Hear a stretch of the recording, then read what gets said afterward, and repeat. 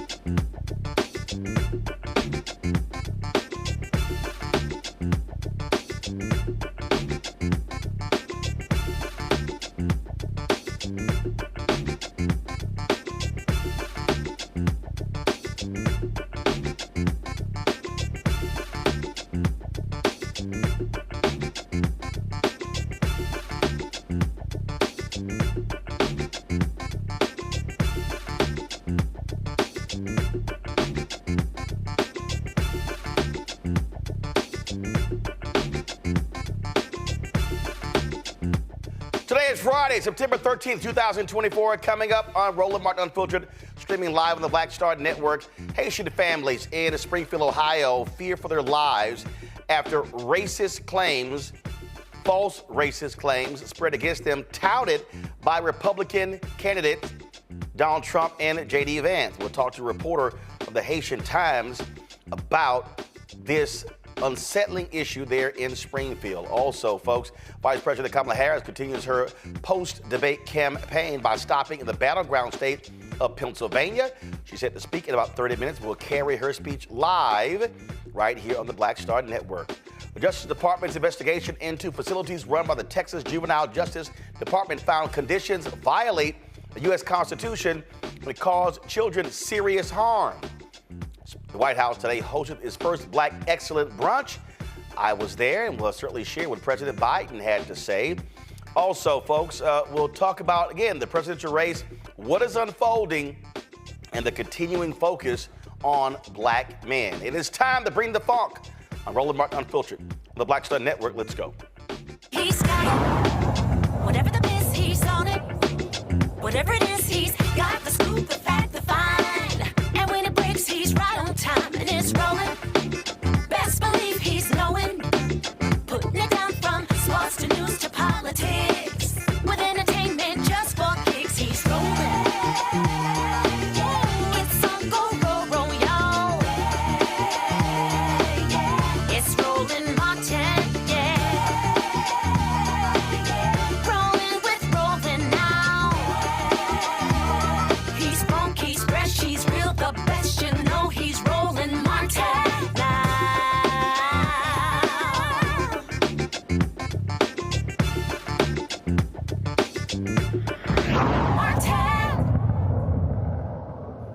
Folks, since the lie first surfaced about Haitian immigrants killing pets in Springfield, Ohio, some Haitian families have kept their children home from school for their safety. The lie is putting hardworking, innocent people in harm's way.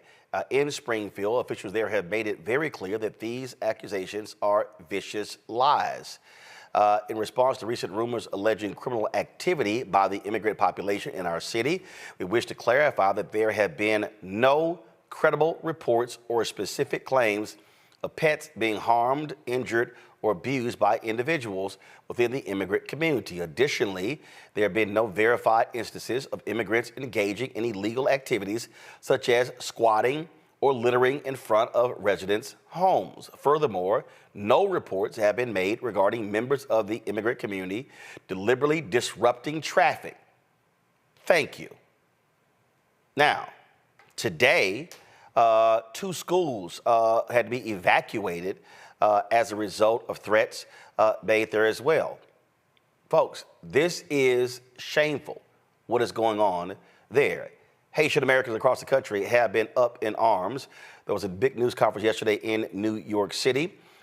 Today, when we were at the White House, Karine Jean-Pierre, of course, who is Haitian American, talked about her proud heritage. And also, we're going to show for you what President Biden had to say about the attacks on Haitians as well. Joining me right now is McGee Neal. She is the special projects editor at the Haitian Times. All right, Ms. Neal, glad to have you here. So this is the thing that is unbelievable.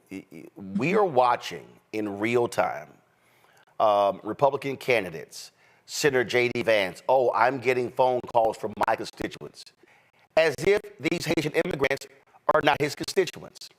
The first lie is they're here illegally. Donald Trump literally has been repeating that at rallies. They're not in Springfield, Ohio, illegally. No.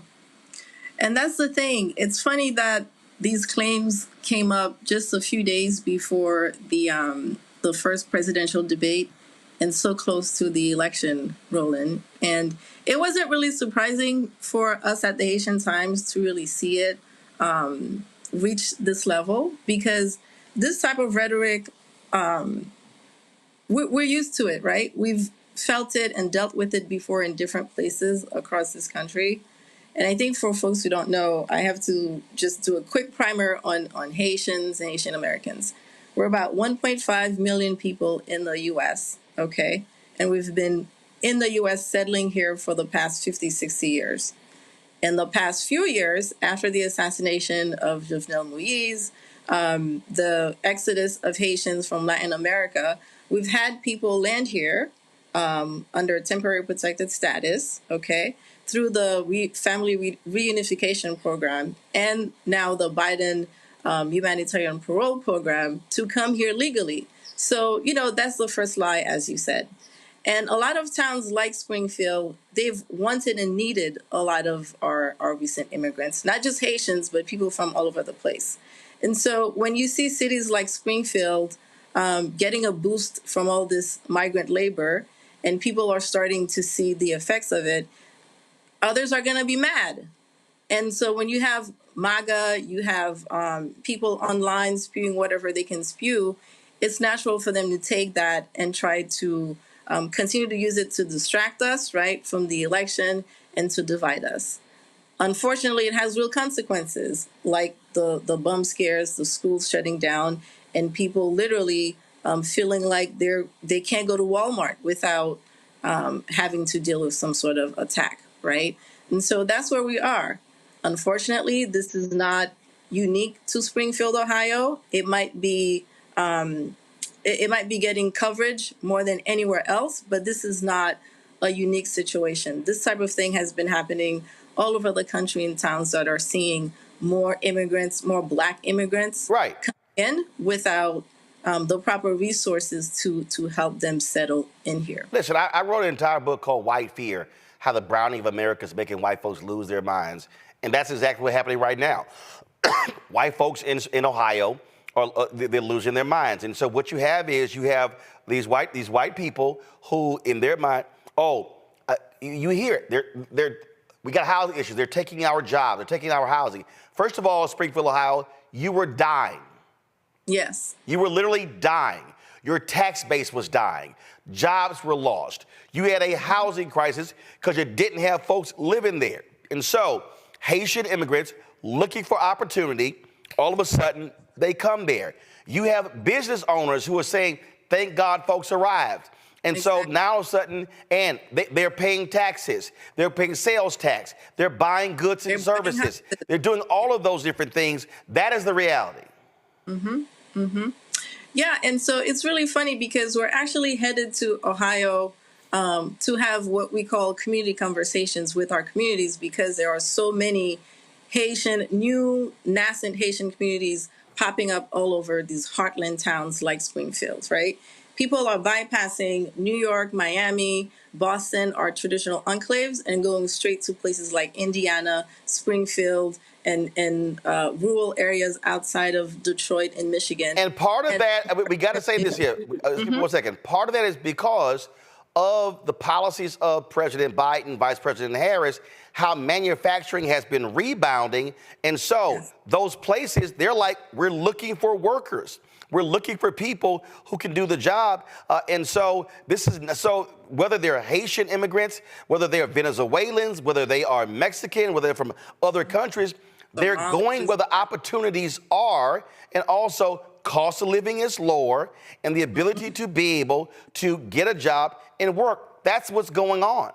Mm-hmm. That's exactly what's going on. I mean, to your point about Springfield dying, I mean, we've seen the numbers. I've looked at the charts from BLS, the Bureau of Labor Statistics. Every metric you could think of is just on the upswing from 4 years ago, and even more so compared to 10 years ago, as far as employment, how different industries are faring in there. So it's just really interesting that a lot of this rhetoric, right, the fake claims, the racist claims that we won't repeat, they have been swirling around online for a long time, right? And so I think this is where we have to recognize and do more work within our community when it comes to the impact of digital media, of virtual spaces where we're spreading these lies, right?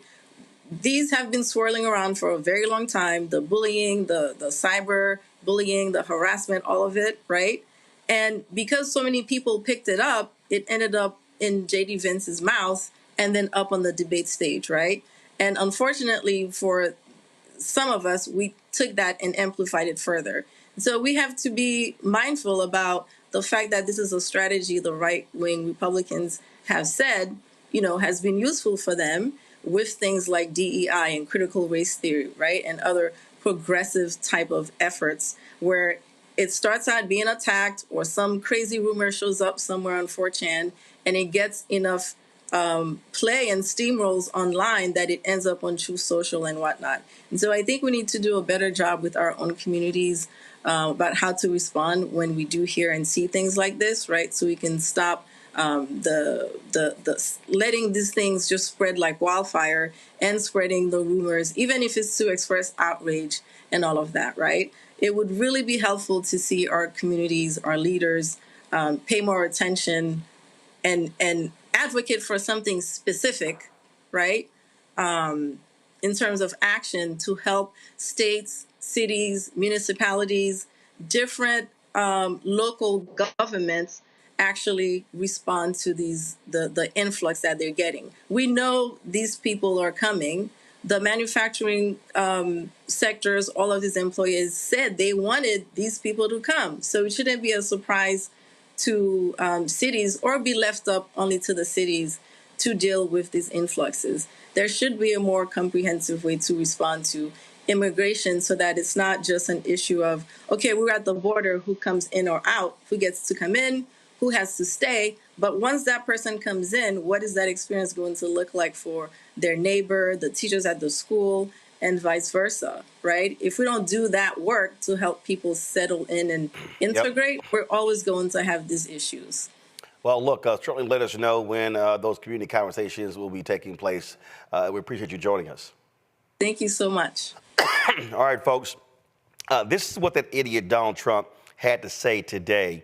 And if you want to see stupid, listen to this. No, I will. Maybe Springfield, maybe Aurora, maybe both. We'll go there. I can say this. We will do large deportations from Springfield, Ohio. Large deportations. We're going to get these people out. We're bringing them back to Venezuela. You know, he told Biden he's not accepting anybody back. They moved all their criminals, not all of them, but the rest are moving in now. First of all, how are you going to move Haitian immigrants to Venezuela?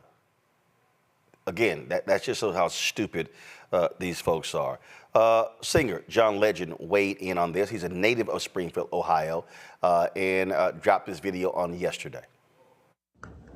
Hello, everyone. My name is John Legend, and I was born as John R. Stevens from a place called Springfield, Ohio. Oh, Springfield, Ohio. You may have heard of Springfield, Ohio this week. In fact, if you watch the debate, we were discussed by our presidential candidates, including a very special, interesting man named Donald J. Trump. Now, Springfield has had a large influx of Haitian immigrants who have come to our city. Now, our city had been shrinking for decades. We didn't have enough jobs. We didn't have enough opportunity. So people left and went somewhere else. So when I was there, we had upwards of 75,000 people. And in the last 5 years, we were down to like 60,000 people. But of late, during the Biden administration, there have been more jobs that opened up, more manufacturing jobs, more plants, factories that needed employees and were ready to hire people. So we had a lot of job opportunities, and we didn't have enough people in our town of 60,000 people to fill those jobs. And during the same time, there had been upheaval and turmoil in Haiti, and the federal government granted visas and immigration status to a certain number of Haitian immigrants so they could come to our country legally. And our demand in Springfield for additional labor met up with the supply of additional Haitian immigrants. And here we are. We had about 15,000 or so immigrants move to my town of 60,000. Now, you might say, wow, that's a lot of people for a town that only had 60,000 before. That's a 25% increase. That is correct. So you might imagine there are some challenges with, integrating a new population, new language, new culture, new dietary preferences, all kinds of reasons why there might be growing pains, making sure there are enough services to accommodate the new larger population that might need bilingual service providers, et cetera, et cetera. So there are plenty of reasons why this might be a challenge for my hometown. But the bottom line is these people came to Springfield because there were jobs for them and they were willing to work. And they wanted to live the American dream, just like your German ancestors, your Irish ancestors, your Italian ancestors, your Jewish ancestors, your Jamaican ancestors, your Polish ancestors, all these ancestors who have moved to this country, maybe not speaking the language that everyone else spoke, maybe not eating the same foods, maybe having to adjust, maybe having to integrate, but all coming because they saw opportunity for themselves and their families in the American dream, and they came here to do that. Some facts about immigrants. They usually do very well here. They are hardworking, they're ambitious, they commit less crime than native-born Americans, and they will assimilate and integrate in time, but it takes time. So I think all of us need to have the same kind of grace that we would want our ancestors to have when they moved here, with our Haitian brothers and sisters who move here too. And nobody's eating cats, nobody's eating dogs. We all just want to live and flourish and raise our families in a healthy and safe environment. How about we love one another? I grew up in the Christian tradition.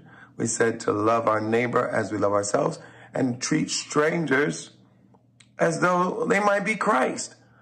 So, how about we adopt that ethos when we talk about immigrants moving to our communities and don't spread hateful, xenophobic, racist lies about them. John R. Stevens from Springfield, signing off. All right, folks, my panel, Michael Imhotep. He's the host of the African History Network show, joining us from Detroit. Killer Bethel, communications strategist. Out of D.C., Matt Manning, civil rights attorney out of Corpus Christi, Texas. Folks, go to my iPad. This is a story that was in Reuters that shows you the population of Springfield and how it had fallen sharply since the 1970 census. You see, in 1960, 1970, the population of Springfield, Ohio, exceeded 80,000. Dropped 1980, further in 1990, further in 2000, further in 2010, further in 2020. In 2020, it dropped below 60,000 people. Now, based upon this chart, the last time the population of Springfield, Ohio was below 60,000 people was in the 1930s. Let me say that again. The last time Springfield dropped below 60,000 was in the 1930s. Now, when you look at that chart again, so if you go from 80, 82,000 down to 70, 75, then lower, and then you get just above 60, then you get to 60, then you get below 60, the impact shows up in several different ways. First, it shows up in sales taxes. Fewer people who are buying things. Secondly, it shows up, you don't have available housing. It impacts everything. You have fewer people in your schools. We can go on and on and on. Now, You have this influx over the last several years, 15, 20,000 Haitians. Is that a significant population growth? It is. There are going to be growing pains with that because if your population has been dropping, for that period, you now have to recalibrate as a city to deal with that influx, and so you're going to actually have that. I dare say, Michael, the real issue among these white folks, what's scaring them is, 15, 20,000 Haitians, what happens if they become voters? They now become a voting bloc. They now can then have political power, which means economic power. And so what you have is you have these white folks trying to hold on to their old white town that's dying. As we keep saying, the average white death rate in America in about 15 states is higher than the average white birth rate. And so what they're saying is we would rather go down to 50, 40, 30, 20 than to have these black folks come into our city and save our asses. Yeah, Roland, this is a multi-pronged problem here. And I was following this racist conspiracy, even before the debate, because J.D. Vance was spewing it previously before the debate. The Haitians and their numerous articles on this is a good one from CNN.com, Fear and Frustration in Ohio City as Political Debate Seizes on Growing Haitian Population. And it talks about how these Haitians who are there legally, because of temporary protective status, those Haitians that are there legally in Springfield, Ohio, how they have rejuvenated the city. And they also talk about how many of the Haitians are highly educated as well. So one of the things now, this whole thing is not unusual for Donald Trump because in January 2018, remember Donald Trump called immigrants from Haiti, El Salvador, and African countries S-hole countries. And he said, why can't we have more immigrants from places like Norway, meaning European countries? So this coming from Donald Trump spewing this is not surprising. He's done this before.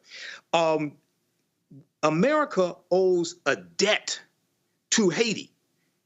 One of the reasons why you had the Louisiana Purchase of 1803, which doubled the territory of the U.S., is because of the Haitian Revolution. And these Africans beating the hell out of Napoleon and France almost going bankrupt. So they sold the land that they had here, the Louisiana Territory, to the U.S. And this is how you get this is how you double the territory of the United States. So this is another racist lie. This is in the vein of Donald Trump and MAGA. This is another example why these people have to be defeated, period. Hopefully, nobody ends up physically harmed because of these lies. What we're seeing here, Kelly, again, are folks who don't want to confront the reality of dying, largely white, Midwestern America. And again, what these white folks are yelling and screaming, because no, we're not racist, we're losing our culture. I remember the Wall Street Journal had an article in the last election, and these white folks in Iowa, same way, because of Latino immigrants coming in. And we're losing our culture. When white folks start saying we're losing our culture, they're saying we're losing our white culture. That's what they're actually saying. And so they want to maintain these nearly all white enclaves. That's what it boils down to, pure and simple. And they despise the multiculturalism that exists in large cities because they have been living in 75, 80, 85, 90% white enclaves. And to your point about this white culture, what exactly is that culture? You know, you have to ask yourself that question. Is it the culture of exclusivity? Is it the culture of being siloed? Is it the culture of, being okay with othering other people? If that is considered a culture, then that needs to be eradicated anyway, because frankly, this country cannot survive on that culture. We cannot survive on exclusivity. We cannot survive off of not learning from our neighbor, off of not learning from other cultures, from other people, from other perspectives. So it is inevitable that this culture you speak of, if we're going to assign it to whiteness, that is going to be eradicated anyway. It has to be replaced with something more inclusive if we are to survive. So to your point, it is, again, ridiculous that these white people think that change is not going to happen and that by being racist, you are going to prevent said change and preserve a way of life that frankly isn't working for you in the first place. It is actually counterproductive to your survival, but you want to hold on to it because frankly, it is all you know. So Matt, they have not been able to keep up with the changes in population there due to the census. And so as of the 2020 census, Springfield had a population of 58,598 people, and they were seeing that growth go down. So that's what we're seeing. But what we're talking about here, again, these are white folks. By the way, Springfield, Ohio, of that 58,598, 70 and almost 73% white. Almost. So that's the real deal. They're looking at going, oh my goodness, you bring in 15, 20,000 Haitians, we go from a 73% white town to maybe down to 50. And that's what's scaring the hell out of them. I think that's a very astute analysis. I can't even lie. I didn't consider that angle until you mentioned it. And I think you're exactly right. I saw it as just out and out plain racism, which is ironic in a country that sits on stolen land, because many of those same people will regale you with stories of how their great-great-grandparents came from Sicily and through Ellis Island and how they're immigrants who made themselves, right? But when it comes time for somebody else to have that opportunity, they're not afforded that opportunity because they don't look the way that they think is appropriate. They are, quote, not like us. And that's the issue here. It's just straight up racism. I mean, I went to law school in Toledo, Ohio, and Toledo is a perfect example of a Midwest town that was built around a factory that no longer exists and is fledgling. And cities like Springfield already have these issues. So to act as though there's not a benefit to a boon to the tax base and to the labor base with people coming in, it's just economically dishonest. And on top of that, I mean, we do have to concede that there are surely going to be, as you said earlier, growing pains as it relates to the school system and social services systems that are just not necessarily built in the short term to provide benefits and other things immediately with an influx of people. However, there's an overall aggregate benefit. So if you look at it from an economic standpoint, you would think this would be a beneficial thing. But none of that matters if your problem is the people who are coming in don't look like you don't give them the same level of humanity you might people from Nordic countries.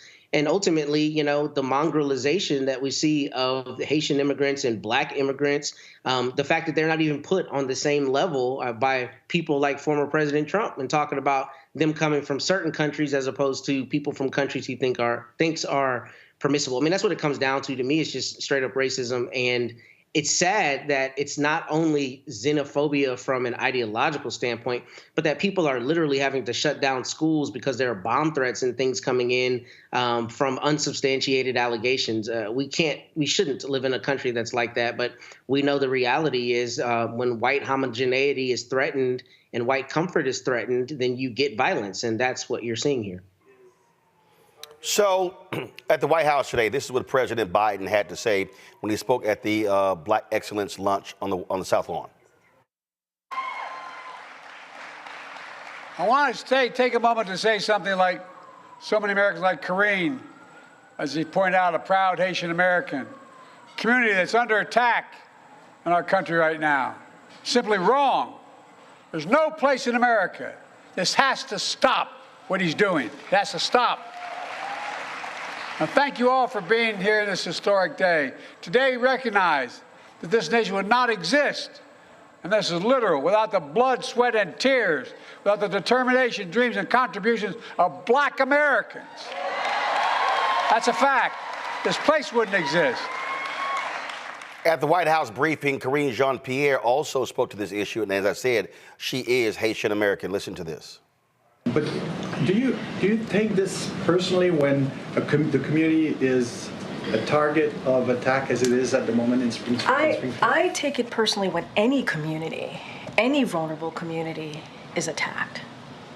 Not just a community that I belong to and proudly belong to, but any community, any vulnerable community that is attacked, wrongfully so, in a hateful way.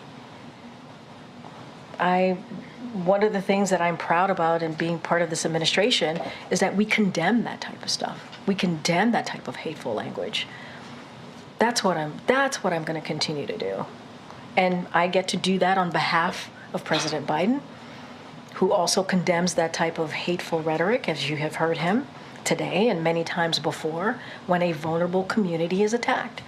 That's not what national leaders should be. Political leaders should not be attacking vulnerable communities.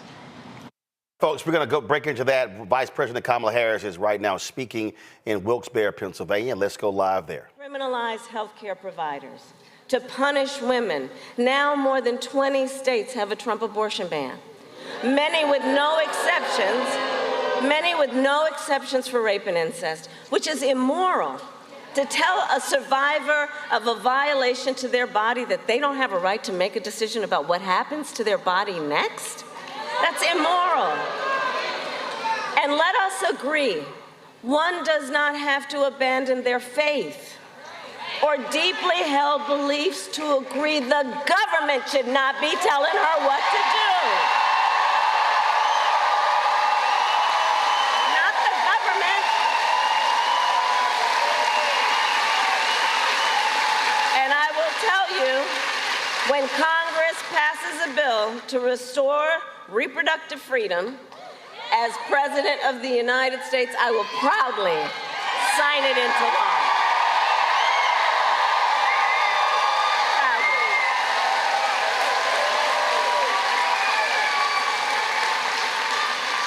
And I'm traveling our country, and I'll tell you, across our nation, we are witnessing a full-on assault on other hard-fought, hard-won fundamental freedoms and rights, like the freedom to vote, the freedom to be safe from gun violence, the freedom to join a union,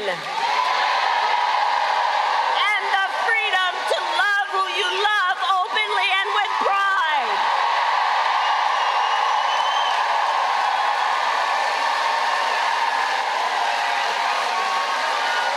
And generations, let's remember who we are as Americans. Generations before us led the fight for freedom.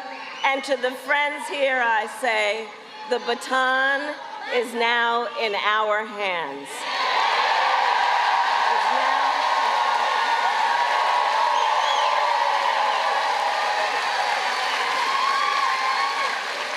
And so much is on the line in this election. We all know and remember, this is not 2016 or 2020. The stakes are even higher than they were then. Because 2 months ago, the United States Supreme Court essentially told the former president that he will effectively be immune no matter what he does if he gets back into the White House. Imagine Donald Trump with no guardrails. Imagine what that might mean. Right. He who has vowed if reelected he would be a dictator on day one. He who called for the, quote, termination of the Constitution of the United States. And let us be clear, someone who suggests we should terminate the Constitution of the United States of America should never again stand behind the seal of the President of the United States. Never again.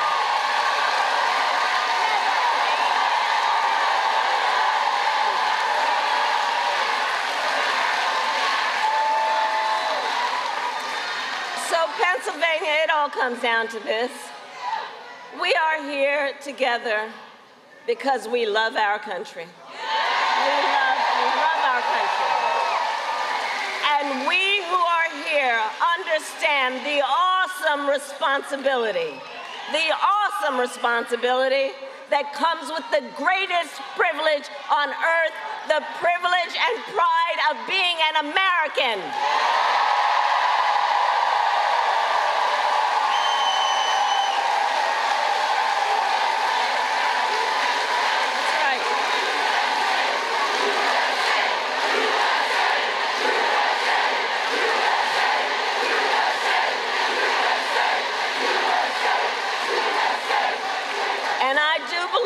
It is the highest form of patriotism to fight for the ideals of our country and to fight to realize the promise of America. So, Pennsylvania, 53 days until Election Day. And we know ours will be a tight race until the very end. We are the underdog. We are the underdog. Let's remember that and know that. When we know how they play, we know how they play. We are the underdog, and we have some very hard work ahead of us. But here's the thing. We like hard work. Hard work is good work.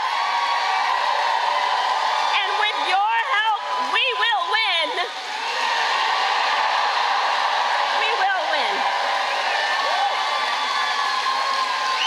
Pennsylvania, today I ask you, are you ready to make your voices heard?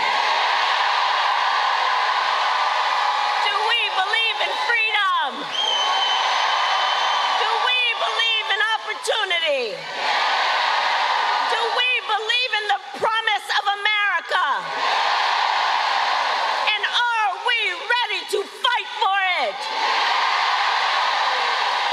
And when we fight, God bless you, and God bless the United States of America.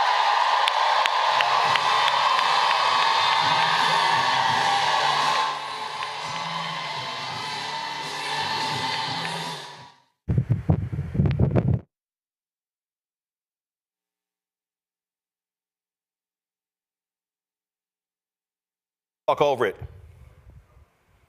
Folks, that was Vice President Kamala Harris just finishing her speech there in Wilkes-Barre, Pennsylvania, a jam-packed audience. Yesterday, she had two speeches that took place in, I tell you, they drive me crazy when they cut the feed that fast. It's just me. All right, she was in Charlotte and Greensboro on yesterday. Really out there hitting the road in a very aggressive way. You're seeing that. Again, Pennsylvania, critical state. North Carolina, they're seeing the polling data there as a critical state as well. I'm gonna go back to our panel real quick before I got to go to a break and go to our next guest. The thing here, what they are seeing, Kelly, Governor Roy Cooper of North Carolina. He said she has an excellent chance of winning North Carolina because of how the data is shifting. Also, that governor's race, Josh Stein, he's up some 12, 14 points against Mark Robinson. And they really believe that Mark Robinson, the crazy, demented black Republican who is so anti-abortion, they think that he is going to play, him being on the ballot will play a huge role in driving people out to also vote for her to beat Donald Trump. Again, with North Carolina being in play is a really big deal. I did some work down there a couple years ago during the 2022 election cycle, and I noticed and truly felt exactly how purple that state is. It is not, they should not take for granted the Republican vote because it really is split down the middle in so many of the micro jurisdictions being, their voting districts as well. I really, truly think that Vice President Harris has a shot. If we galvanize, organize, get people to the polls, she gets her message out there as clearly and as succinctly as possible with the time allotted before November 5th, I truly think she has a shot. And that helps with the people down ballot in that state as well, as you mentioned, because again, we are not going to take for granted or not assume that this is just going to be a red state. North Carolina Dems have fought very hard to make that state purple. And in 2024, God willing, it'll actually be blue. Matt.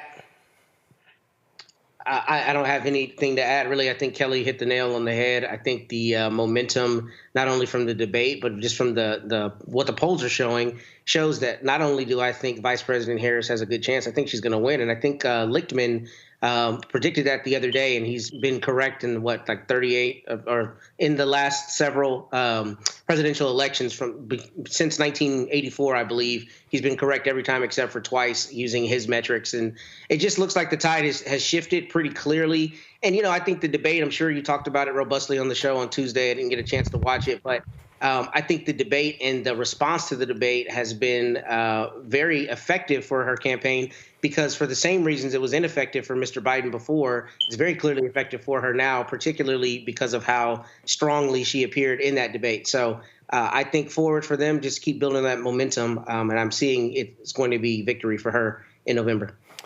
Michael. Roland, I think she has an extremely good chance of defeating Donald Trump. I think the chance increases every day. The debate was a decisive win for Vice President Kamala Harris. I posted on my Facebook page, somebody called the elder abuse hotline because she beat the hell out of that old man. And she beat him so badly that he doesn't want another debate, but he's lying, saying he won the debate, and everybody saw it. 67 million people saw her beat the hell out of him, and she prosecuted the hell out of him. She continues to roll out policy. She has the policies at her website. We also know that Penn Wharton said that her policies with the economy will be much better than Donald Trump's. And as we learn more about her policies, we see how they will target the middle class, help people prosper, and also bring more people into the middle class, whereas Donald Trump's policies, his tariffs are going to cause a recession and cause middle class families to pay close to $4,000 more a year. So this is all hands on deck, but I think she's going to win it. I think we're going to win it. All right, got to go to the break. We come back. More on Roland Martin Unfiltered on the Black Star Network. Lots to talk about as we continue to break down what's happening in politics. Also, a juvenile detention center in Texas violating the Constitution, according to the Department of Justice. We'll talk about that as well. You're watching Roland Martin Unfiltered. Back in a moment. He told us who he was. Should abortion be punished? There has to be some form of punishment. Then he showed us. For 54 years, they were trying to get Roe v. Wade terminated, and I did it, and I'm proud to have done it.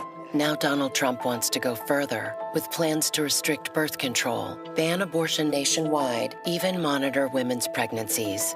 We know who Donald Trump is. He'll take control. We'll pay the price. I'm Kamala Harris, and I approve this message. IVF is a miracle for us because it allowed us to have our family. After having my daughter, I wanted more children, but my embryo transfer was canceled 8 days before the procedure. Donald Trump overturning Roe v. Wade stopped us from growing the family that we wanted. I don't want politicians telling me how or when I can have a baby. We need a president that will protect our rights, and that's Kamala Harris. I'm Kamala Harris, and I approve this message. Millionaire who has not stopped whining about his problems. Oh, she had a big crowd. Oh, the crowd. This weird obsession with crowd sizes. It just goes on and on and on.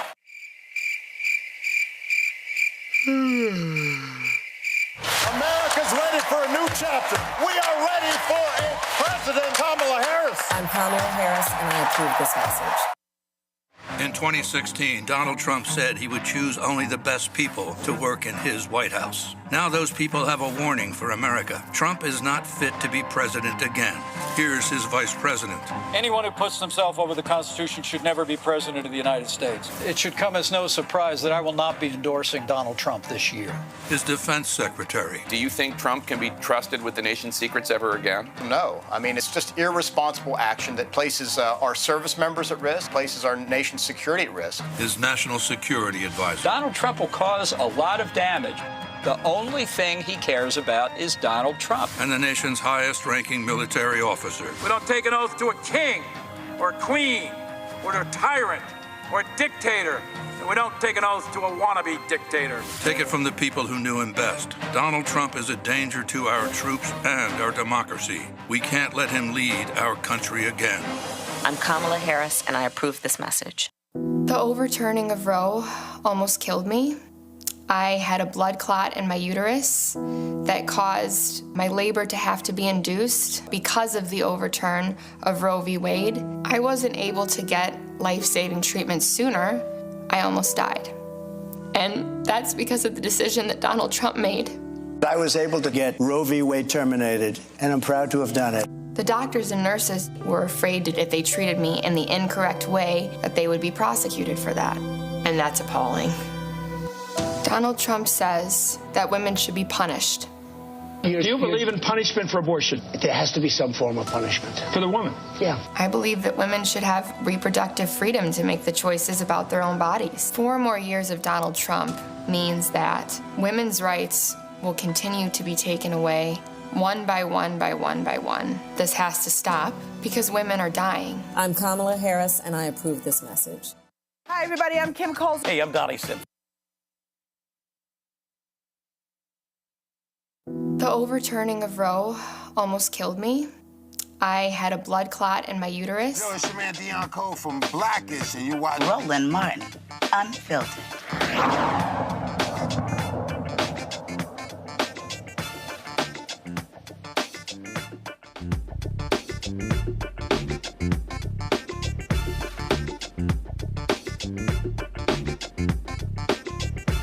What's this next?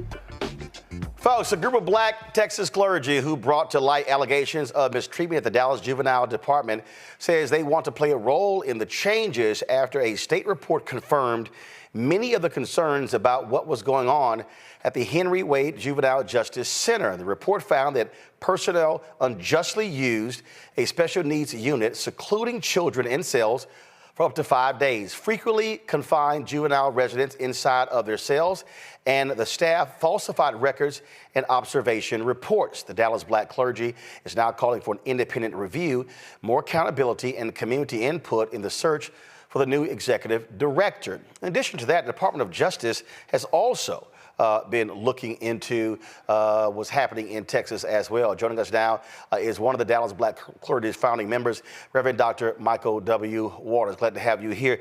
Doc, so the thing here is, look, you've got Governor Greg Abbott running around. You've got Lieutenant Governor Dan Patrick just extolling how wonderful and great things are in Texas. But you have a fundamental problem there, and they have been unwilling to address these issues, and that's why the DOJ has also been confronting it.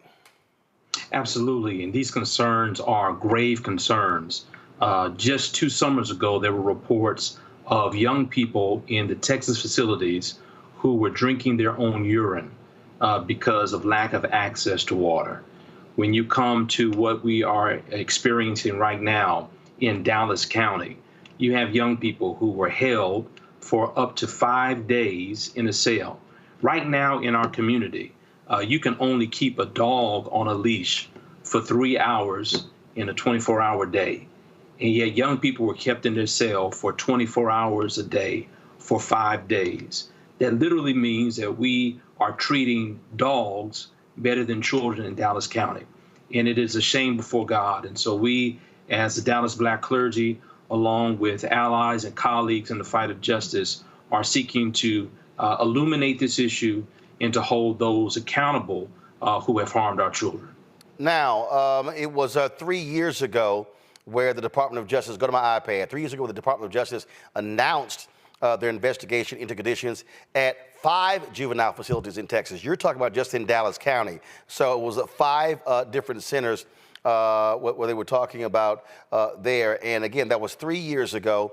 And so on August 1st, they released their report. And this is from the Texas Tribune. Go back to my iPad. Justice Department finds Texas juvenile detention centers violated youth offenders' rights. When you go through this particular story here, they found unconstitutional conditions at all 5 of the Texas Juvenile Detention Facilities. It says where children were exposed to excessive force, sexual abuse, and in the case of disabled children, discrimination that kept them in custody longer or sent them to adult prisons. It says federal investigators found that the state agency excessively used pepper spray on children, employed dangerous restraint techniques, and kept children isolated for days or weeks on end. The Texas agency failed to implement measures to end sexual abuse. Investigators concluded, describing, quote, a pervasive atmosphere of sexual abuse, grooming, and lack of staff accountability and training. Have y'all heard from Dallas County officials? Have you heard from the governor, lieutenant governor, about this DOJ report? Actually, I was on that call when that report was released earlier last month, and we have not heard from officials in Austin, not from the governor, not from the lieutenant governor. Certainly, there are persons in Dallas County who have heard of the report and are supporting our efforts, certainly, to turn things around in our county. But statewide, it is a true tragedy. As we were on the call, there was a mother who was weeping over the death of her child while in custody in a Texas unit. And so this is a pervasive issue that actually has been going on for decades. And the only reason we are really gaining momentum now is because we've had courageous children, parents, and their attorneys who have begun to highlight this issue in a way that they've never done before, as well as whistleblowers. And I want to commend and honor those men and women inside the facility who began to raise the flag of concern to say that we are not treating children humanely within this system. And again, it's amazing how Greg Abbott and Dan Patrick, they got lots to say about the border, lots to say about Vice President Kamala Harris, but quiet as hell on this. Absolutely, yeah, and unfortunately, Texas, wonderful Dr. Martinez out of the University of Texas talks about these three interwoven histories that inform policing within our state. The history of chattel slavery, colonization, obviously, right, as well as genocide against the indigenous people of the state. And those three realities continue to inform the criminal legal system in our state, as well as the prisons in our state. And we are doing significant harm to the next generation of individuals within our community. It's amazing that so many of these young men and women, 92% of which within our community are Black and Latino, who go into this system, and they go in, many of them, for nonviolent offenses.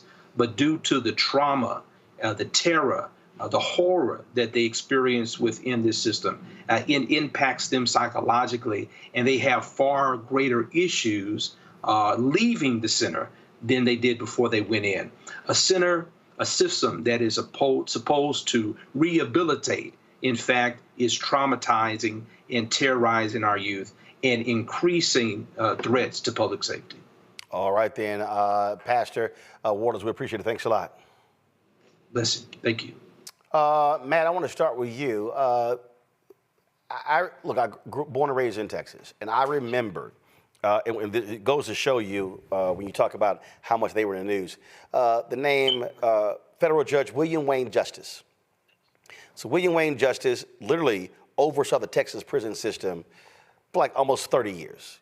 And it was so pervasive, the fact that I still know the man's name. Not many of us know federal judges outside of, let's say, Supreme Court justices. But it was always in the news that man's name is locked into my head because he oversaw the Texas prison system.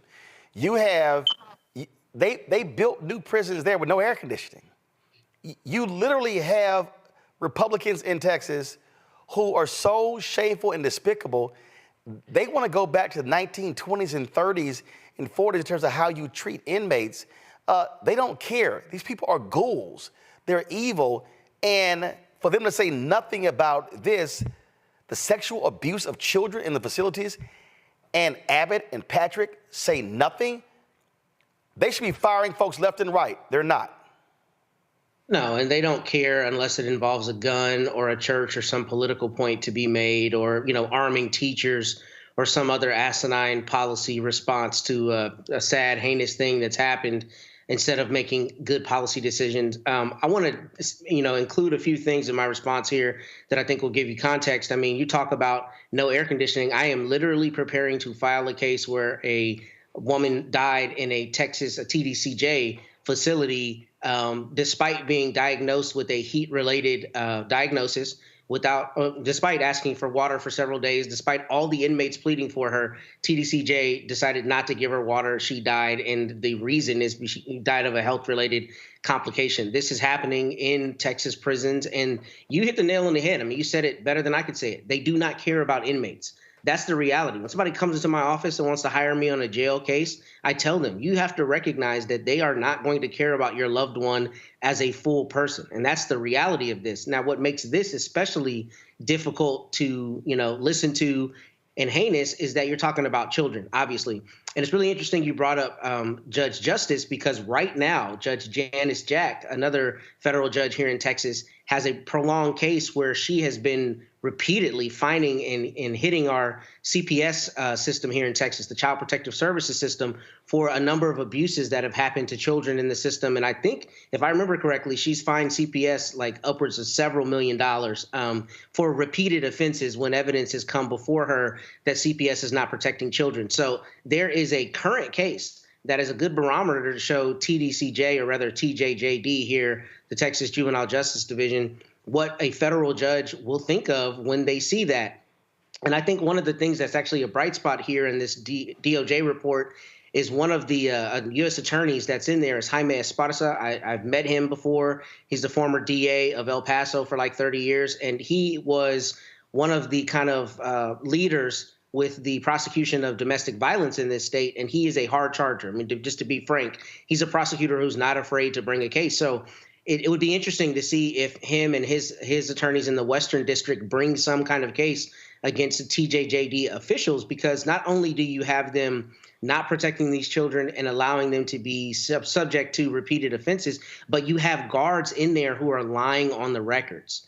And that, to me, shows you not only do they know something bad is going on, but they want it to be covered up. In fact, one of the things I read in the report in advance of the show today is one of the things that's been falsified is the records about how many times they have to go around and check the children who are in the facility.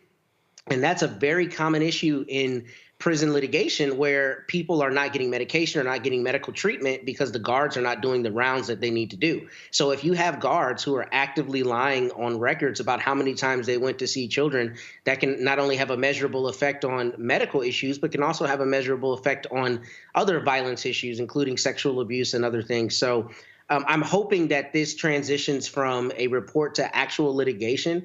And I'm hoping that, I'm not going to hold out hope that Abbott and Patrick are going to do anything beyond spout political lies, but I'm hoping that some attorneys bring cases to make sure TJJD is held accountable. But the sad thing in this case is the way our state Tort Claims Act works is the maximum anybody could get in these cases is $250,000. So even that, the game is rigged, because no matter how heinous it is, the state has a law that does not allow people to be compensated beyond a certain point.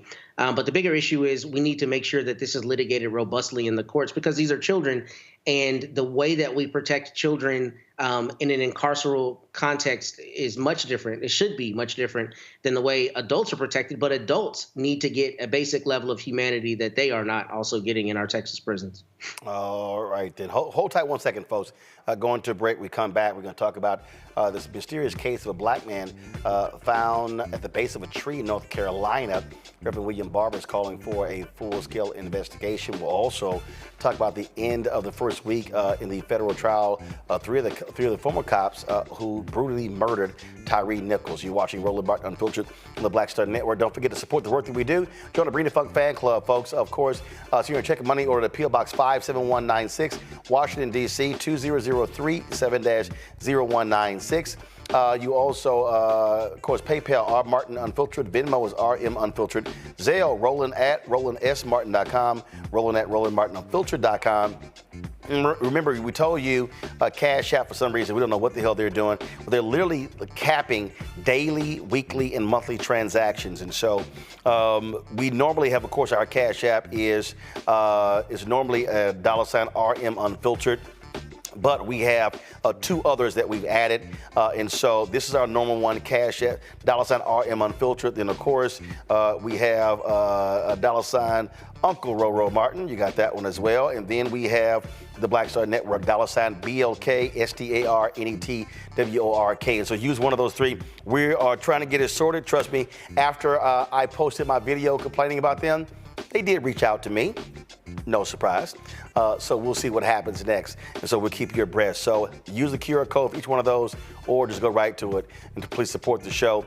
Of course, our goal is to get 20,000 of our fans contributing on average $50 each to raise at least annually $1 million to continue the work that we do. And so please support us any way you can. I'll be right back. He told us who he was. Should abortion be punished? There has to be some form of punishment. Then he showed us. For 54 years, they were trying to get Roe v. Wade terminated, and I did it, and I'm proud to have done it. Now Donald Trump wants to go further with plans to restrict birth control, ban abortion nationwide, even monitor women's pregnancies. We know who Donald Trump is. He'll take control. We'll pay the price. I'm Kamala Harris, and I approve this message. IVF is a miracle for us because it allowed us to have our family. After having my daughter, I wanted more children, but my embryo transfer was canceled 8 days before the procedure. Donald Trump overturning Roe v. Wade stopped us from growing the family that we wanted. I don't want politicians telling me how or when I can have a baby. We need a president that will protect our rights, and that's Kamala Harris. I'm Kamala Harris, and I approve this message. Here's a 78-year-old billionaire who has not stopped whining about his problems. Oh, she had a big crowd. Oh, the crowd. This weird obsession with crowd sizes. It just goes on and on and on.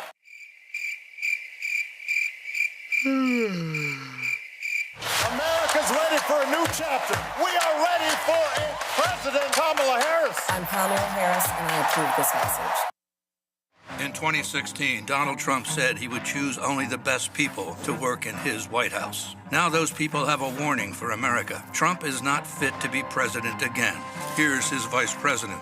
Anyone who puts himself over the Constitution should never be president of the United States. It should come as no surprise that I will not be endorsing Donald Trump this year.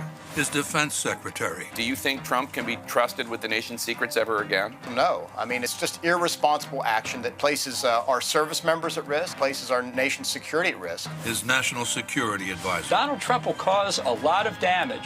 The only thing he cares about is Donald Trump. And the nation's highest-ranking military officer. We don't take an oath to a king or a queen or to a tyrant or a dictator.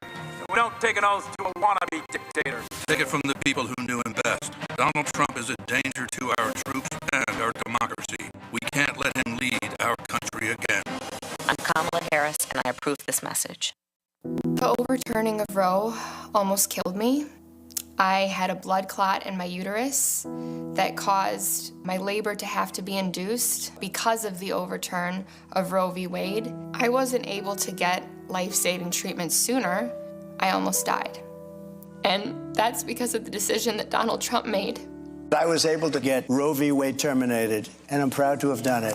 The doctors and nurses were afraid that if they treated me in the incorrect way, that they would be prosecuted for that. And that's appalling. Donald Trump says that women should be punished.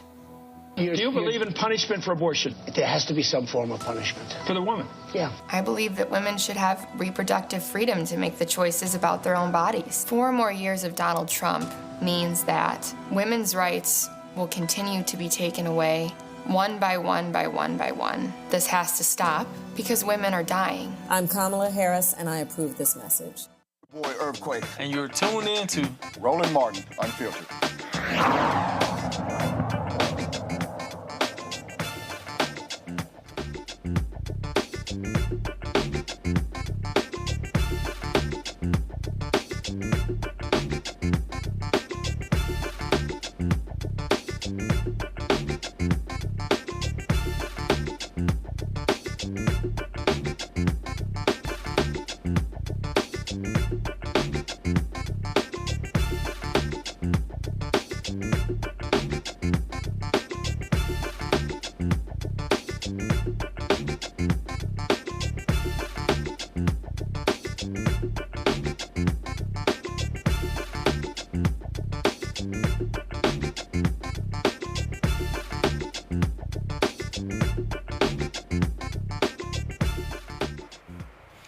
Folks, testimony has concluded in the first week of the trial of 3 former cops who are on trial for the murder of Tyre Nichols. Tadarius Bean, Demetrius Haley, and Justin Smith have all pleaded not guilty to charges that they deprived Nichols of his rights through excessive force and failure to intervene and obstructed justice through witness tampering. Nichols was pulled over in January 2023 and led the cops on a brief chase before getting yanked out of his car. Police video showed officers viciously attacking Nichols when they got him out of the vehicle. Today, the families of Tyre Nichols, Sonia Massey, and Breonna Taylor joined the attorney Ben Crump here at the Congressional Black Caucus addressing the issue of systemic police reform in this country. Crump expressed extreme disappointment for what he said was a lack of substantial changes despite numerous instances of police brutality across the country. Tragically, since George Floyd died, we really thought we were at a turning point, that we were going to get systematic police reform in America that had eluded us for decades. We hadn't had systematic police reform in the United States of America since Lyndon Baines Johnson Great Society legislation in the 1960s. We thought after Rodney King was killed, Rodney King was brutalized in the 1980s in Los Angeles, we would get systematic police reform. It did not happen. We thought surely after Michael Brown and Ferguson, hands up, don't shoot, that we would get systematic police reform in America. It didn't happen. We thought certainly after George Floyd was tortured to death on video during a pandemic, and everybody saw it, Congressman Horsford, we thought we were going to get police reform in America. It didn't happen. And then after Tyre Nichols was brutally beaten by 5 police officers, we thought we would get systematic police reform. It didn't happen. And I can only fathom, had we got that reform, how many families up here, like Sonia Massey and others, would have been spared their loved one becoming another hashtag. It is an urgent call. An urgent call. How many more exhibits, America, do we have to give you before we say we have to have some reform on these officers? If we would have had the National Registry, Sonia Massey's family would not have lost her just because she was a black woman having a mental health crisis, because that officer who had been in 6 police departments in 4 years would not have been on the force, and he would not have had the ability with a gun and a badge to shoot Sonia Massey in her face after she said, "I rebuke you in the name of Jesus." Now, folks, this is another story which is absolutely crazy. So people were emailing this here. And so Javion McGee is a trucker out of Chicago who was found at the base of a tree in North Carolina. This video has gone viral, and so we want to play this video for you. Check this out. Hey y'all, I would have never thought I had to make this kind of post on my TikTok, but my family desperately needs your help. This is my little cousin, Javion McGee. He's from Chicago, Illinois. He was 21 years old and would have been 22 in a few weeks. He was found hanging from a tree in Henderson, North Carolina yesterday. He drove trucks, so that was his reason for even being out there.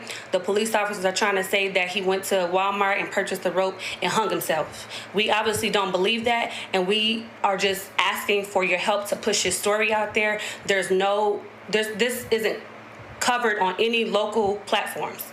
No news stations, radio, none of that. So we're trying to push it out there. We really need your help. The police officers in the coroner's office are giving us a hard time, not allowing his mom to identify the body. At one point, they told her she can't identify the body due to COVID.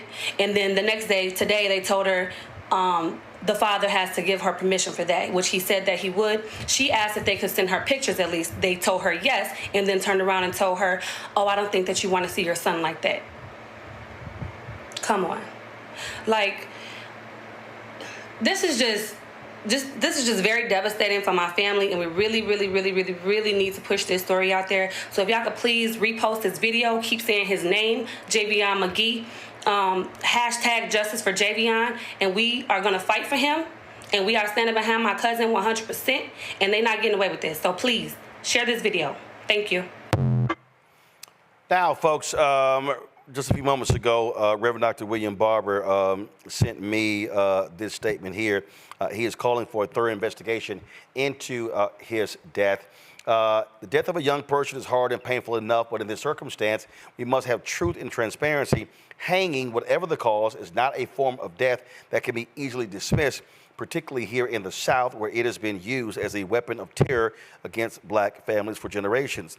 I join attorneys Daniels and Merritt, of course, as they seek transparency, truth, and justice for Javion McGee and his family. We must and will find out what has happened. The family is represented by Harry Daniels, Lee Merritt, and also a North Carolina attorney, Jason Keith. When you look at what Ben Crump talked about there, I'm going to go back to our panel here, and I'm going to start with you, Matt. When you look at what he talked about here, I mean, he's right. You continue to have these cases of police brutality. You have cases like this where the family is like, wait a minute, hold up. Like, is there a real investigation going on?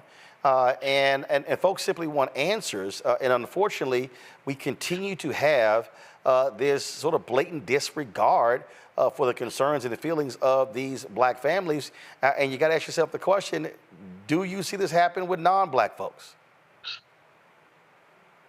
You don't. And I know that you're saying that is kind of the question that you extrapolate from that, but that's the truth. I feel like a lot of times you don't. You know, it's a difficult thing, especially in cases that are not straight ahead for the police.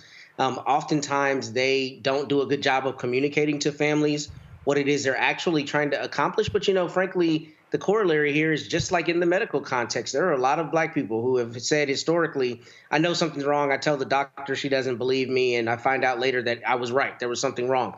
The same is true with a lot of these cases. And sometimes the police, you know, in my experience as a prosecutor, a lot of times they get a very simple, myopic view on a case, and they will not go beyond that simple, myopic view. And when it relates to black people, particularly something like Javion McGee, right? The family says, we know him. He is not the kind who would do this. They don't start with that premise. They start with the easy decision, which is, you know, we believe he went to Walmart and bought a rope. And here's the reality. Sometimes the evidence will bear that out. But oftentimes police, when dealing with black families, at least in my experience, will start with the premise that either there wasn't a crime or that what the family is telling them is not correct and won't work from the standpoint of perhaps it's true. And in the instance of a young man like Javion McGee, that is such a thing that is so stark and so jarring that, you know, you should start with the premise that there is likely criminal activity afoot here and not necessarily a suicide unless you've got compelling evidence to that end. So I've seen that in my own career, that police do this, but I will say, to be fair and balanced, a lot of times people's expectations of how quickly an investigation should happen or how quickly they should get information are not always realistic. And sometimes that gulf between is what you see reported in the news and what creates a lot of the issues, because frankly, for law enforcement to be able to do their jobs, they do also have to have the ability to investigate. And sometimes their inability to communicate what they're finding or what they're working on and to do so quickly is what creates the issue. So I think one of the big issues is there has to be better transparency and there has to be a better system of communicating to families. We are, in fact, working hard on this issue. And I think both things can be true.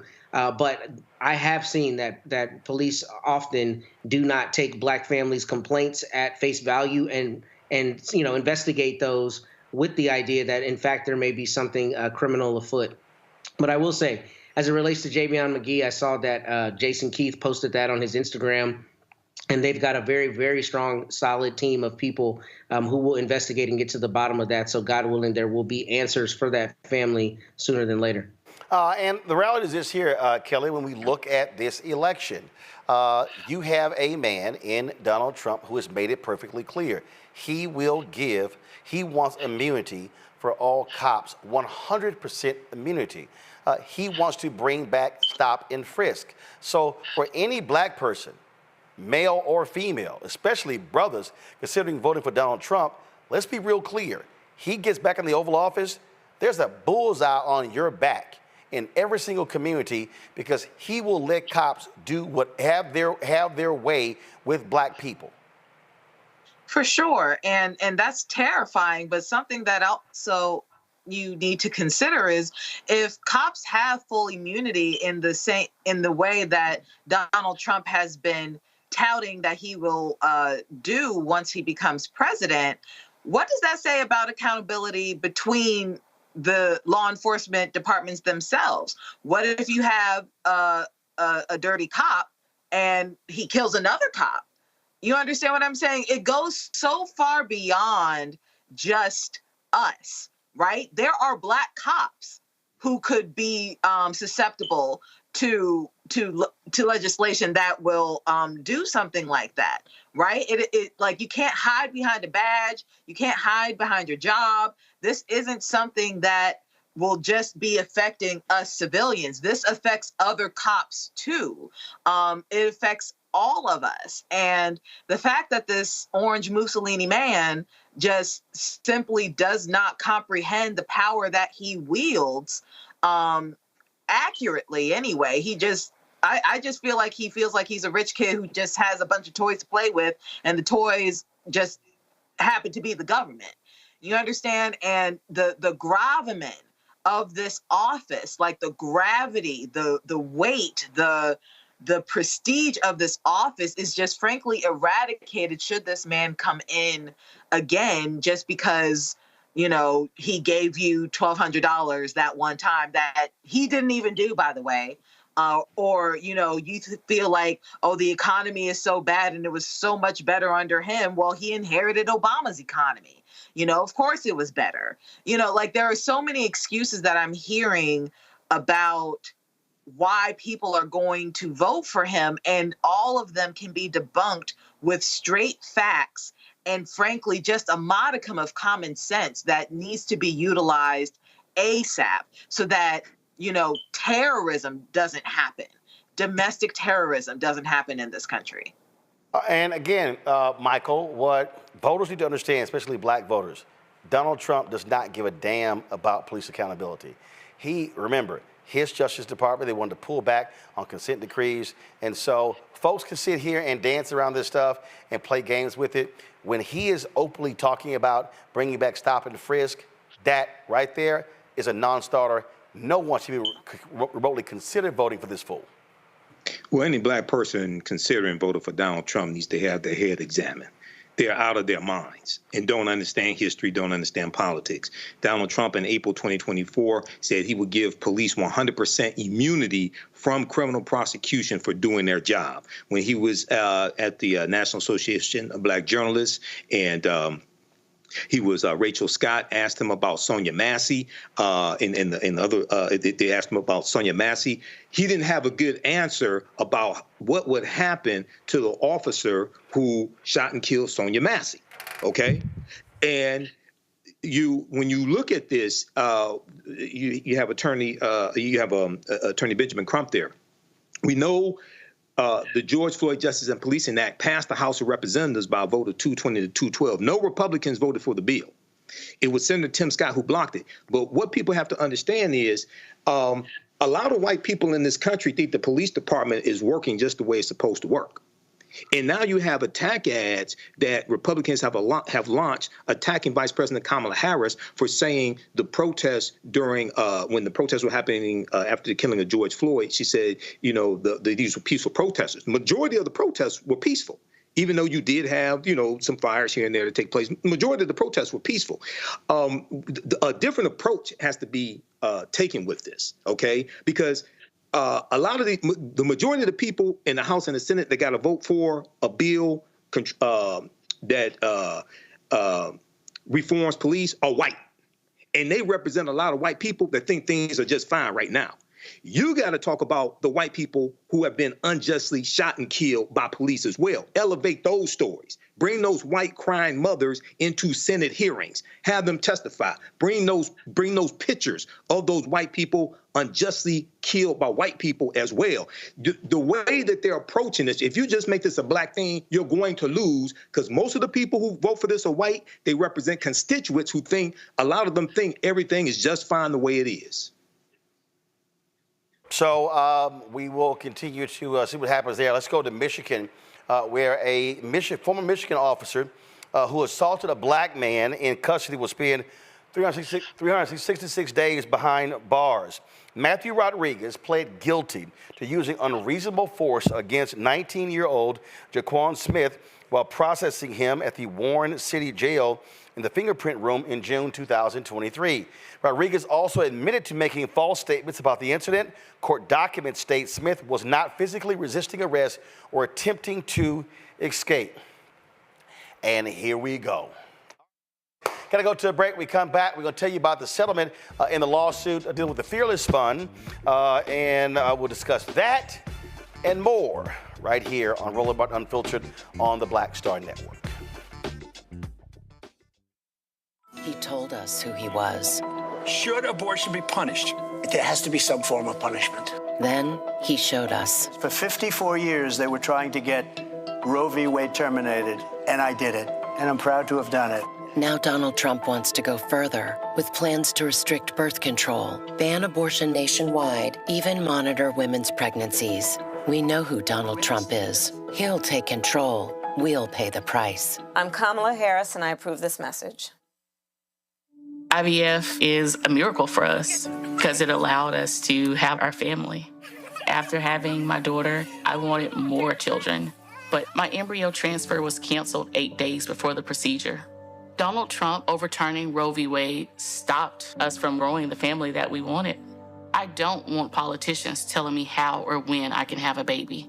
We need a president that will protect our rights, and that's Kamala Harris. I'm Kamala Harris, and I approve this message. Here's a 78-year-old billionaire who has not stopped whining about his problems. Oh, she had a big crowd. Oh, the crowd. This weird obsession with crowd sizes.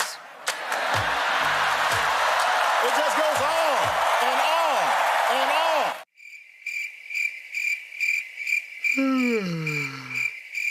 America's ready for a new chapter. We are ready for a President Kamala Harris. I'm Kamala Harris, and I approve this message. In 2016, Donald Trump said he would choose only the best people to work in his White House. Now those people have a warning for America. Trump is not fit to be president again. Here's his vice president. Anyone who puts themselves over the Constitution should never be president of the United States. It should come as no surprise that I will not be endorsing Donald Trump this year. His defense secretary. Do you think Trump can be trusted with the nation's secrets ever again? No. I mean, it's just irresponsible action that places our service members at risk, places our nation's security at risk. His national security advisor. Donald Trump will cause a lot of damage. The only thing he cares about is Donald Trump. And the nation's highest-ranking military officer. We don't take an oath to a king or a queen or a tyrant or a dictator. And we don't take an oath to a wannabe dictator. Take it from the people who knew him best. Donald Trump is a danger to our troops and our democracy. We can't let him lead our country again. I'm Kamala Harris, and I approve this message. The overturning of Roe almost killed me.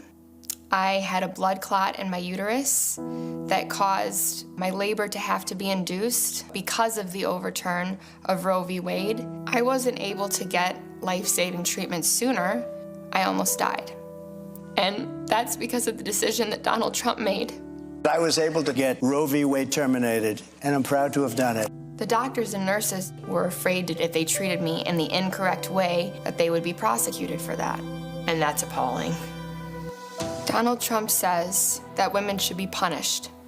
Do you believe in punishment for abortion? There has to be some form of punishment. For the woman? Yeah. I believe that women should have reproductive freedom to make the choices about their own bodies. 4 more years of Donald Trump means that women's rights will continue to be taken away one by one by one by one. This has to stop because women are dying. I'm Kamala Harris, and I approve this message. I am Tommy Davidson. I play Oscar on Proud Family, Louder and Prouder. Right now, I'm rolling with Roland Martin, unfiltered, uncut, unplugged, and undamn believable. You hear me?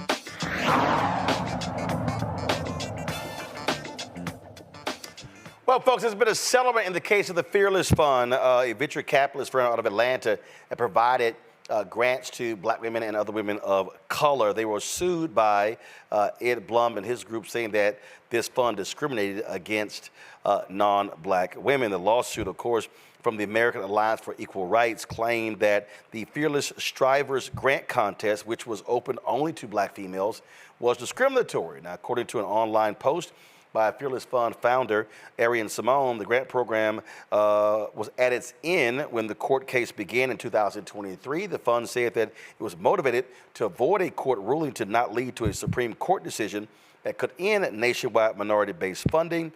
The Fearless Fund said it will continue to focus on helping under-resourced entrepreneurs who have been ill-served by traditional capital markets for far too long. In a statement on the settlement, it announced a new $200 million debt fund to lend to more than 3,000 under-resourced founders.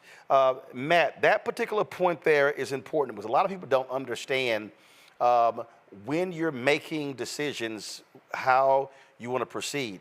Thurgood Marshall was brilliant with this with the NAACP Legal Defense Fund, where they were very careful about certain cases because they did not want a precedent to be established with the Supreme Court. They wanted the right cases. And so what they said here is that, hey, we know this very far right-wing Supreme Court. If we keep fighting this and it goes all the way to them, they could totally rule against us and shut down all such programs nationwide. Yeah, you know, I'm waking up in a cold sweat like 3 times a week because I'm going to argue at the Fifth Circuit for the first time next month. And I have a pretty novel issue in one of my cases, and that's exactly my fear. I don't want to make bad law. I think the facts are on my side in my case, so God willing, that won't be an issue. But that is something a lawyer has to consider. You have to consider, look, if I take this up higher in the Fifth Circuit or the 11th Circuit here, or the United States Supreme Court comes down with a rule against me, then that disadvantages all other people who may either be claimants or may be defending cases similar to mine. So that is a part of the calculus. I do also think, though, you know, wrongs have to be righted, and that is a necessary risk. It's something I grappled with in my own case, but I think it's meritorious. I think it's righteous, and my client was, you know, good to go forward, and we are going forward. But that is absolutely a practical consideration of appellate law, particularly when you are in courts that have shown historically they are not going to be, you know, amenable to a position like this, which is one where you're trying to deal with anything that's marginalized people or discriminatory laws. And what I think is really strange about this is, you know, my first question with this was standing, is how Edward Bloom even has standing to bring all these cases. I know he's done it through anonymous business owners. But the thing is, the state sometimes does these very things. I was having a conversation earlier this week where I learned that in the state of Texas, the CPS system to incentivize non-white children being adopted, considering they're not adopted at the same levels, they give a subsidy if a child is adopted at a younger age who is not white than they do if it's a white child being adopted, because apparently most of the people who want to adopt white children. So to incentivize adopting non-white children, there's a subsidy that you are eligible for earlier. The reason that's important in this context is because this is an example of a reality that requires some kind of remedial action. And here it's, you know, minority business owners who are not having the same access to capital historically. We as a society have to figure out how to reconcile that with things like the Civil Rights Act that are supposed to prevent discrimination in certain contexts. But when you have a reality that, you know, there's such an inequity that there needs to be somebody remedying that, in a situation like this, there needs to be a policy response that we have not found how to, you know, promulgate yet. Because until that happens, you're going to continue to have that disparity. And obviously, some people want that disparity. But if you want to actually give people a leg up, you have to allow organizations like the Fearless Fund to do the great work that they're doing in giving grants to minority female business owners. Aaron Simone was at the CBCF this week. On yesterday, they had a panel dealing with the whole issue of wealth creation in the country. This is what she said on her panel. Grow this economy by $5 trillion over a 5-year period. If we get rid of discrimination, why? Because it distorts the market and it causes it to underperform. So it's in our economic interest, but to Michael's point earlier, we've got to have an economic and moral conversation. It's time for us to receive the dignity of our government's policies, because that's what has been extended to white Americans. Go on. Arian, and she mentioned something. She talked about changing the rules. How do we do that? And why? Is it because of the economic opportunities that people are so afraid of DEI, diversity, equity, inclusion? Would that help us economically? And how do we get people to not be so fearful of it and change the rules when it comes to this? Oh, Lord. I feel like we've had 3 keynotes, so I'm trying to figure out how to sum this up before I get into this. Thank you so much for having me. I want to touch on something right before I answer your question, if you don't mind. When you started the conversation, you were talking about the wealth gap. Yeah. And Attorney David elaborated on the 8 to the 12. I want to shed light on why we're having a catalytic effect right now when it comes to the wealth gap. It's called the technology industry. It's the world's largest wealth-producing industry, and it is funded by venture capitalists. The venture capital and private equity industry is a $62 trillion industry. And the largest investors are pension funds. Pension funds are made up of teachers, firefighters, police officers, and many more. Many careers that have people of color at the backbone of those industries. Sounds similar to something before 1865 when I'm about to break this down. So you have the pension funds right here. And then the money goes up to the VC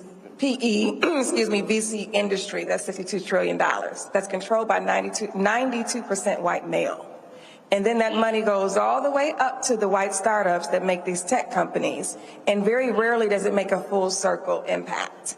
So I wanted to explain that because the tech industry is what's making this wealth gap get even larger and larger at a very, very rapid rate.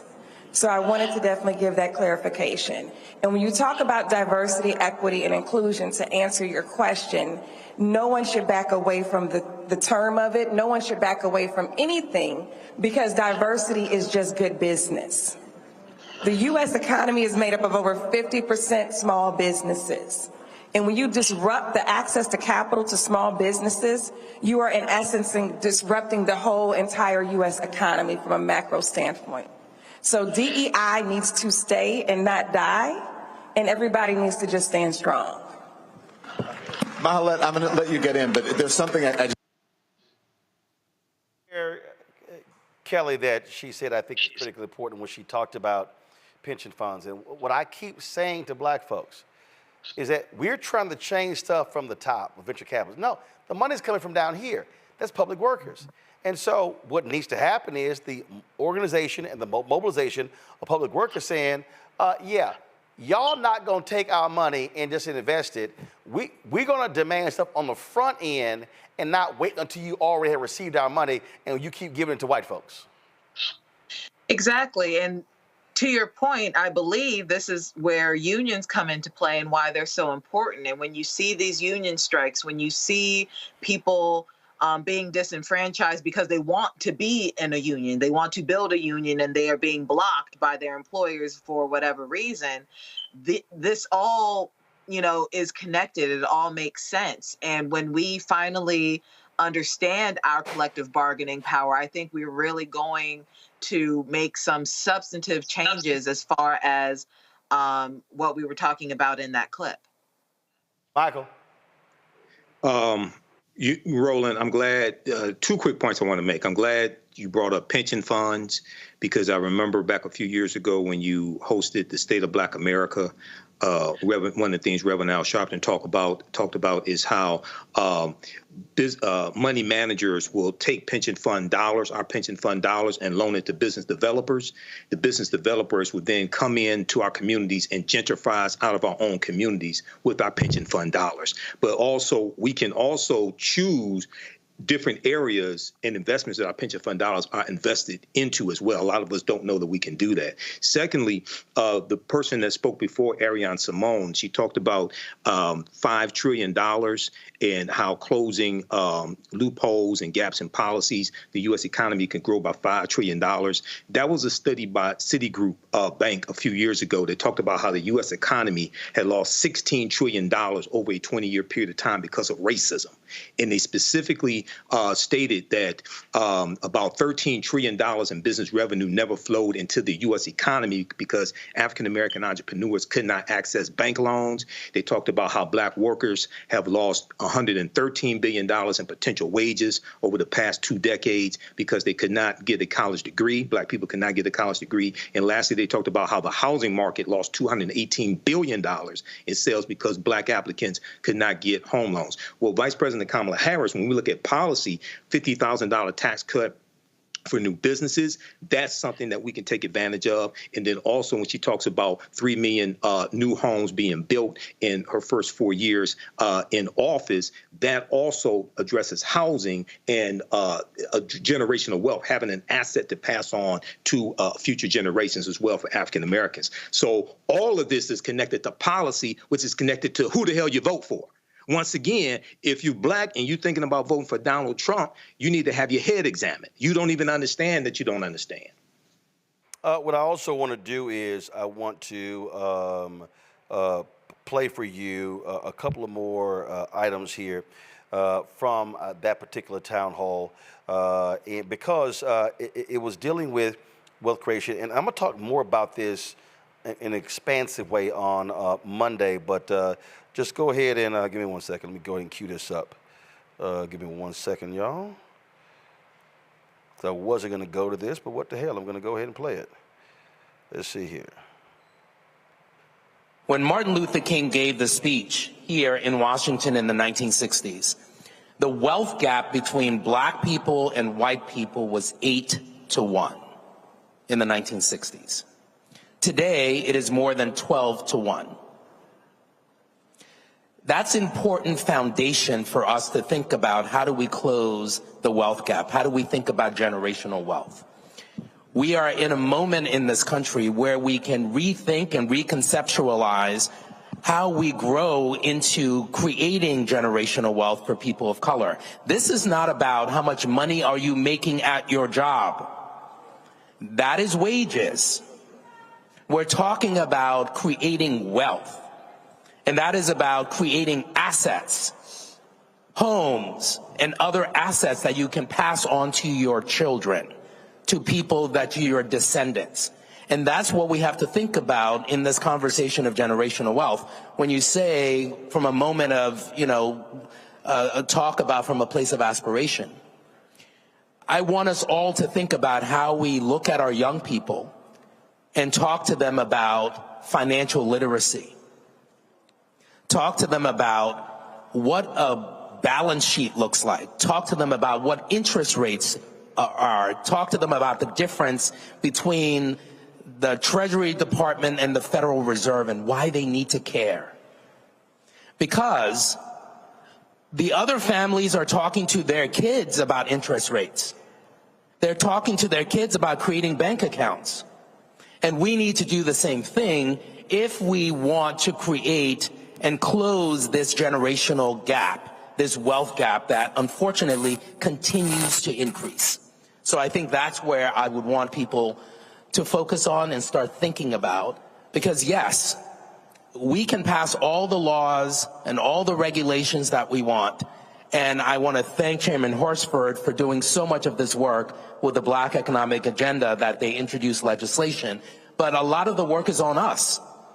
A lot of the work is making sure that we talk to our families and our friends about creating generational wealth and how we do that. John, I want to continue the conversation that we were having in the green room, the conference room in the back, and just to fill people in. You know, you mentioned knowing what a spreadsheet and all of that is. Did you say spreadsheet or financial? Whatever. Yeah. So let's talk about financial literacy. And you said that the vice president mentioned it the other night. Those aren't just words. It needs to be done. You talked about starting savings accounts for young people, especially young black people, and that we need to be financially literate. Can you fill our audience in and pick up on what we were talking about? Because I think it's really important when it comes to this conversation we're having. Thank you, Don.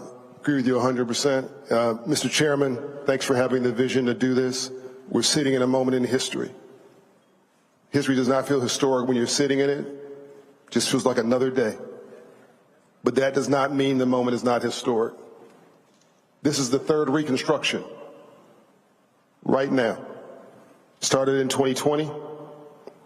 First Reconstruction was after slavery. Second one was the Civil Rights Movement. Third one was 2020, kicked off with George Floyd's murder. With regard to us, it'll last to 2030 if we're lucky. This moment's not coming back again.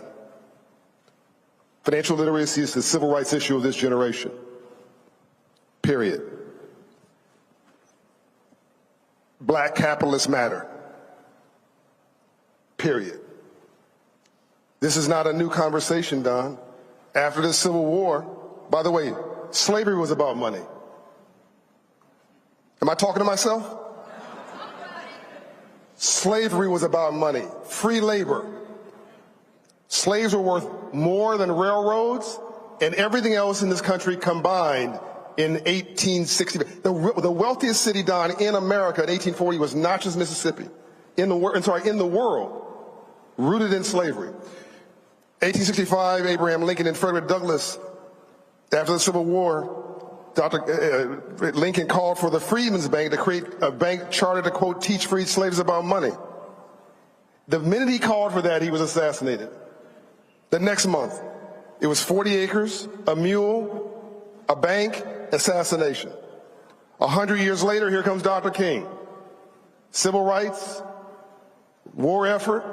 He calls for wealth, but really redistribution of wealth, murdered before his first march in Washington. We're not dumb and we're not stupid. It's what we don't know that we don't know that's killing us, but we think we know.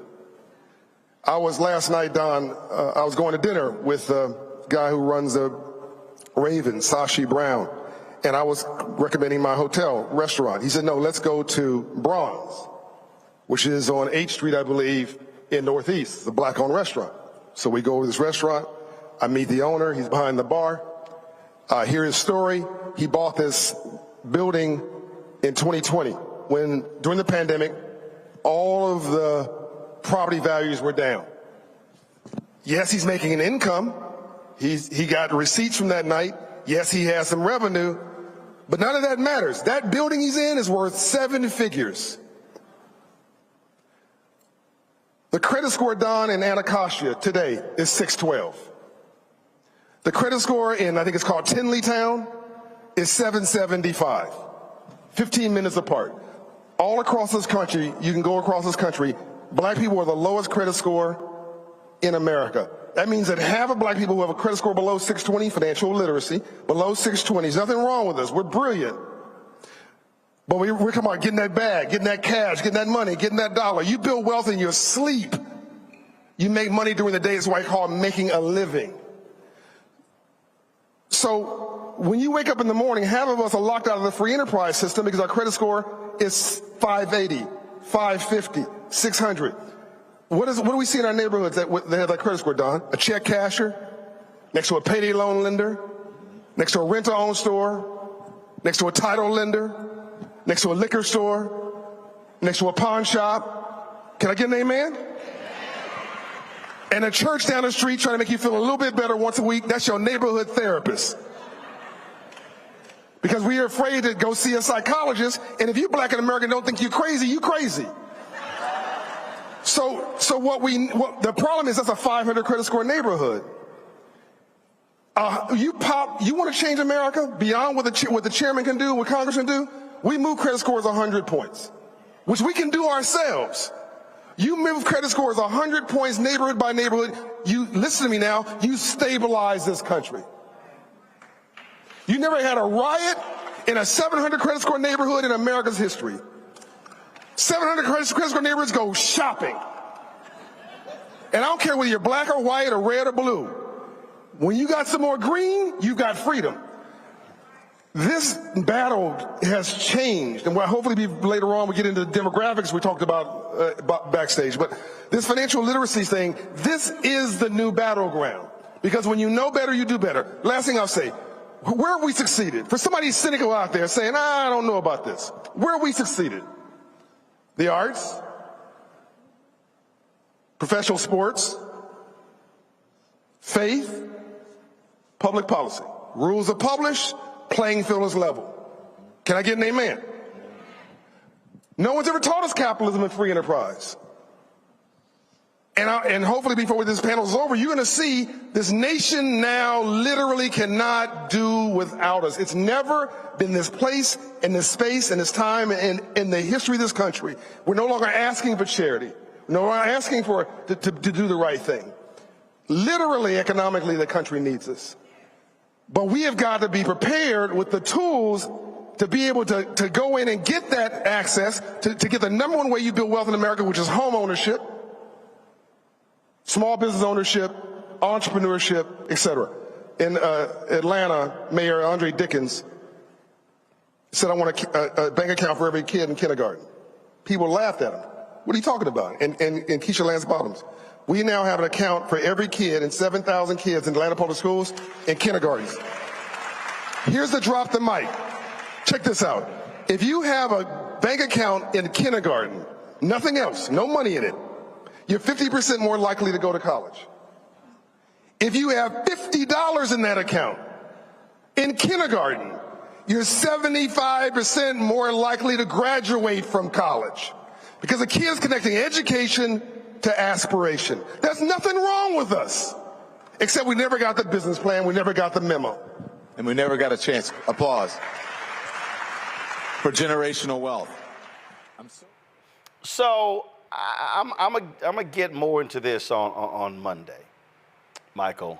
But we got lots of wealth creation conversations. The problem is the conversations are all about panels. It's not actually leading to wealth creation.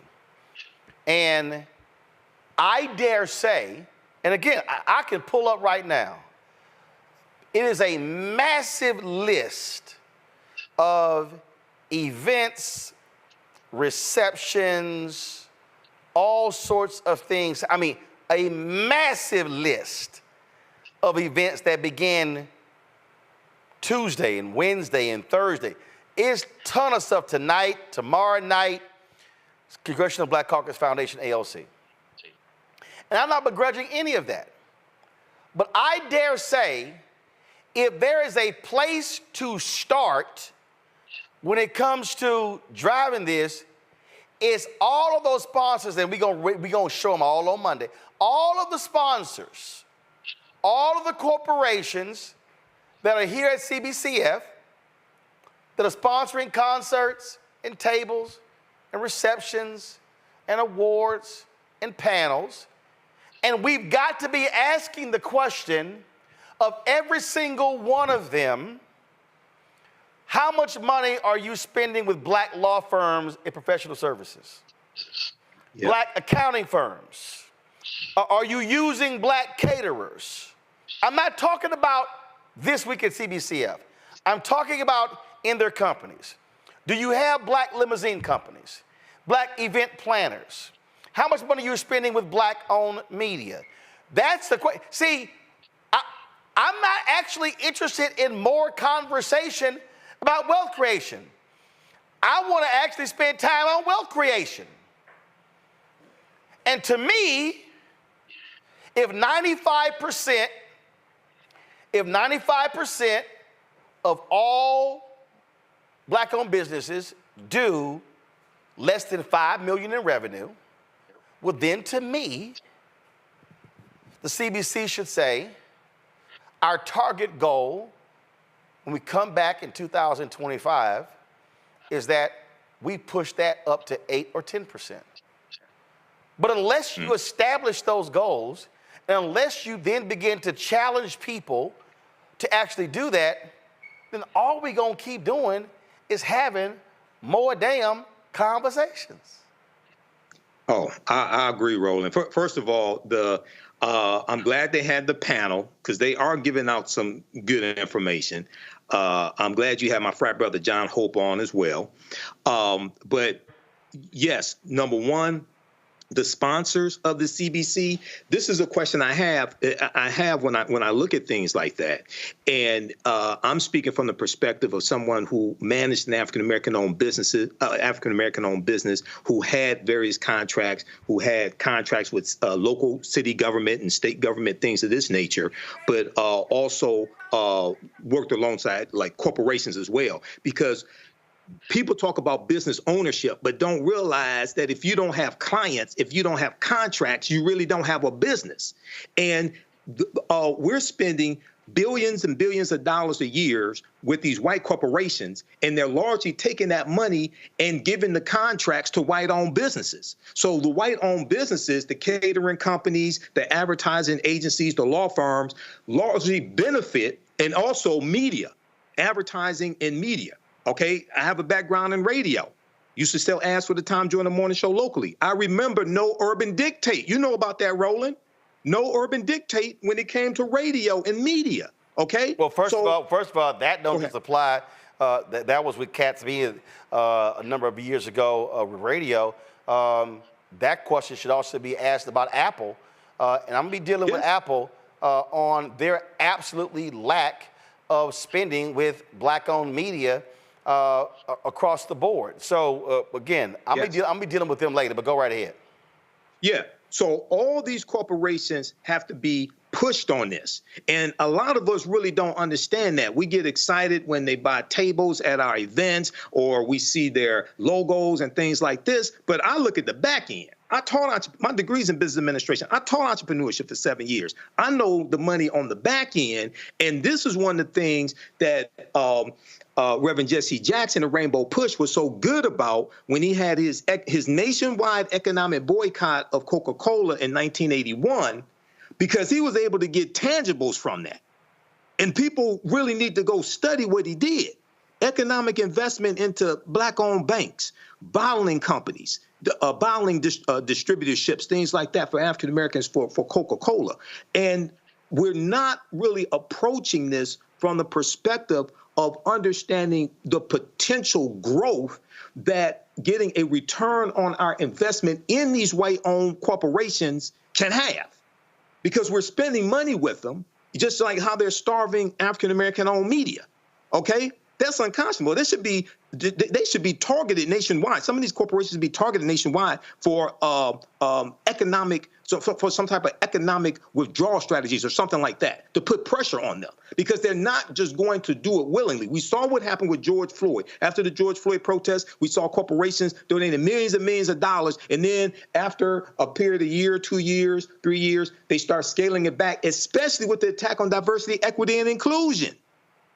So we have to understand that how to play this game to win, and we have to keep our foot on the gas.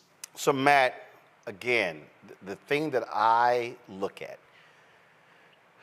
whenever these conversations happen, and I've seen these discussions at the National Urban League Convention, at the NAACP, and I can just keep going on and on and on. And the first thing I do is I go, what's their spend? Not the philanthropic spend. What is the corporate spend? You're a lawyer. Every single one of these companies use outside law firms. Every single one of them. And they spend millions of dollars a year on professional services fees, and very few of those dollars go to Black folks. So if you're a Black law firm, and you're a Black accounting firm, and whatever, this is how you're able. I told somebody, I was having a conversation with the head of the SBA. I said, listen, this business has been profitable. Now, for people to understand, profitable means that you made at least more than $1 than you spent. So the problem for some folk, they hear profitable and they think, oh, you make as much money as CNN. No, that's the whole problem with some folk. So you can make $1 more than you spent, and you're in the black, you're profitable. But the reality is, we have been profitable by more than $1. But the bottom line is, those expenses have to be seriously managed, because we don't know what the economic downturn will impact us next year. So I have to actually be very, very careful with what we spend between now and December 31st, because one, got to pay taxes, and then got to be able to ensure that if there's a shortfall in advertising revenue in the first and the second quarter, you're able to still pay everybody all expenses so you don't lay people off. So I say all of that to get people to understand that if we're talking about how do we build wealth, how do we create economic opportunities, I'm going to use an example, and this is very basic. I need everybody listening to what I'm talking about, because I think when we say create wealth, people start thinking Tyler Perry wealth. Now, that's a whole separate type of deal. When my TV One show ended, the sister who was doing the makeup, I was in the chair, and she says, Roland, I got to thank you. I said, why? She said, I got to thank you for hiring me to do the makeup for this show. The previous person, we had to get rid of. So Sharon did the makeup. I think it was the last two and a half years of the show. She said, doing the makeup on this show allowed me to buy my first home. Now, wow. So she worked, it was 4 hours a day. I think where it may have come out to $70,000 plus based upon hourly rate. But see, here was the key. Because she was doing the makeup on my show, a lot of the sisters who were coming through the show liked the job that she did.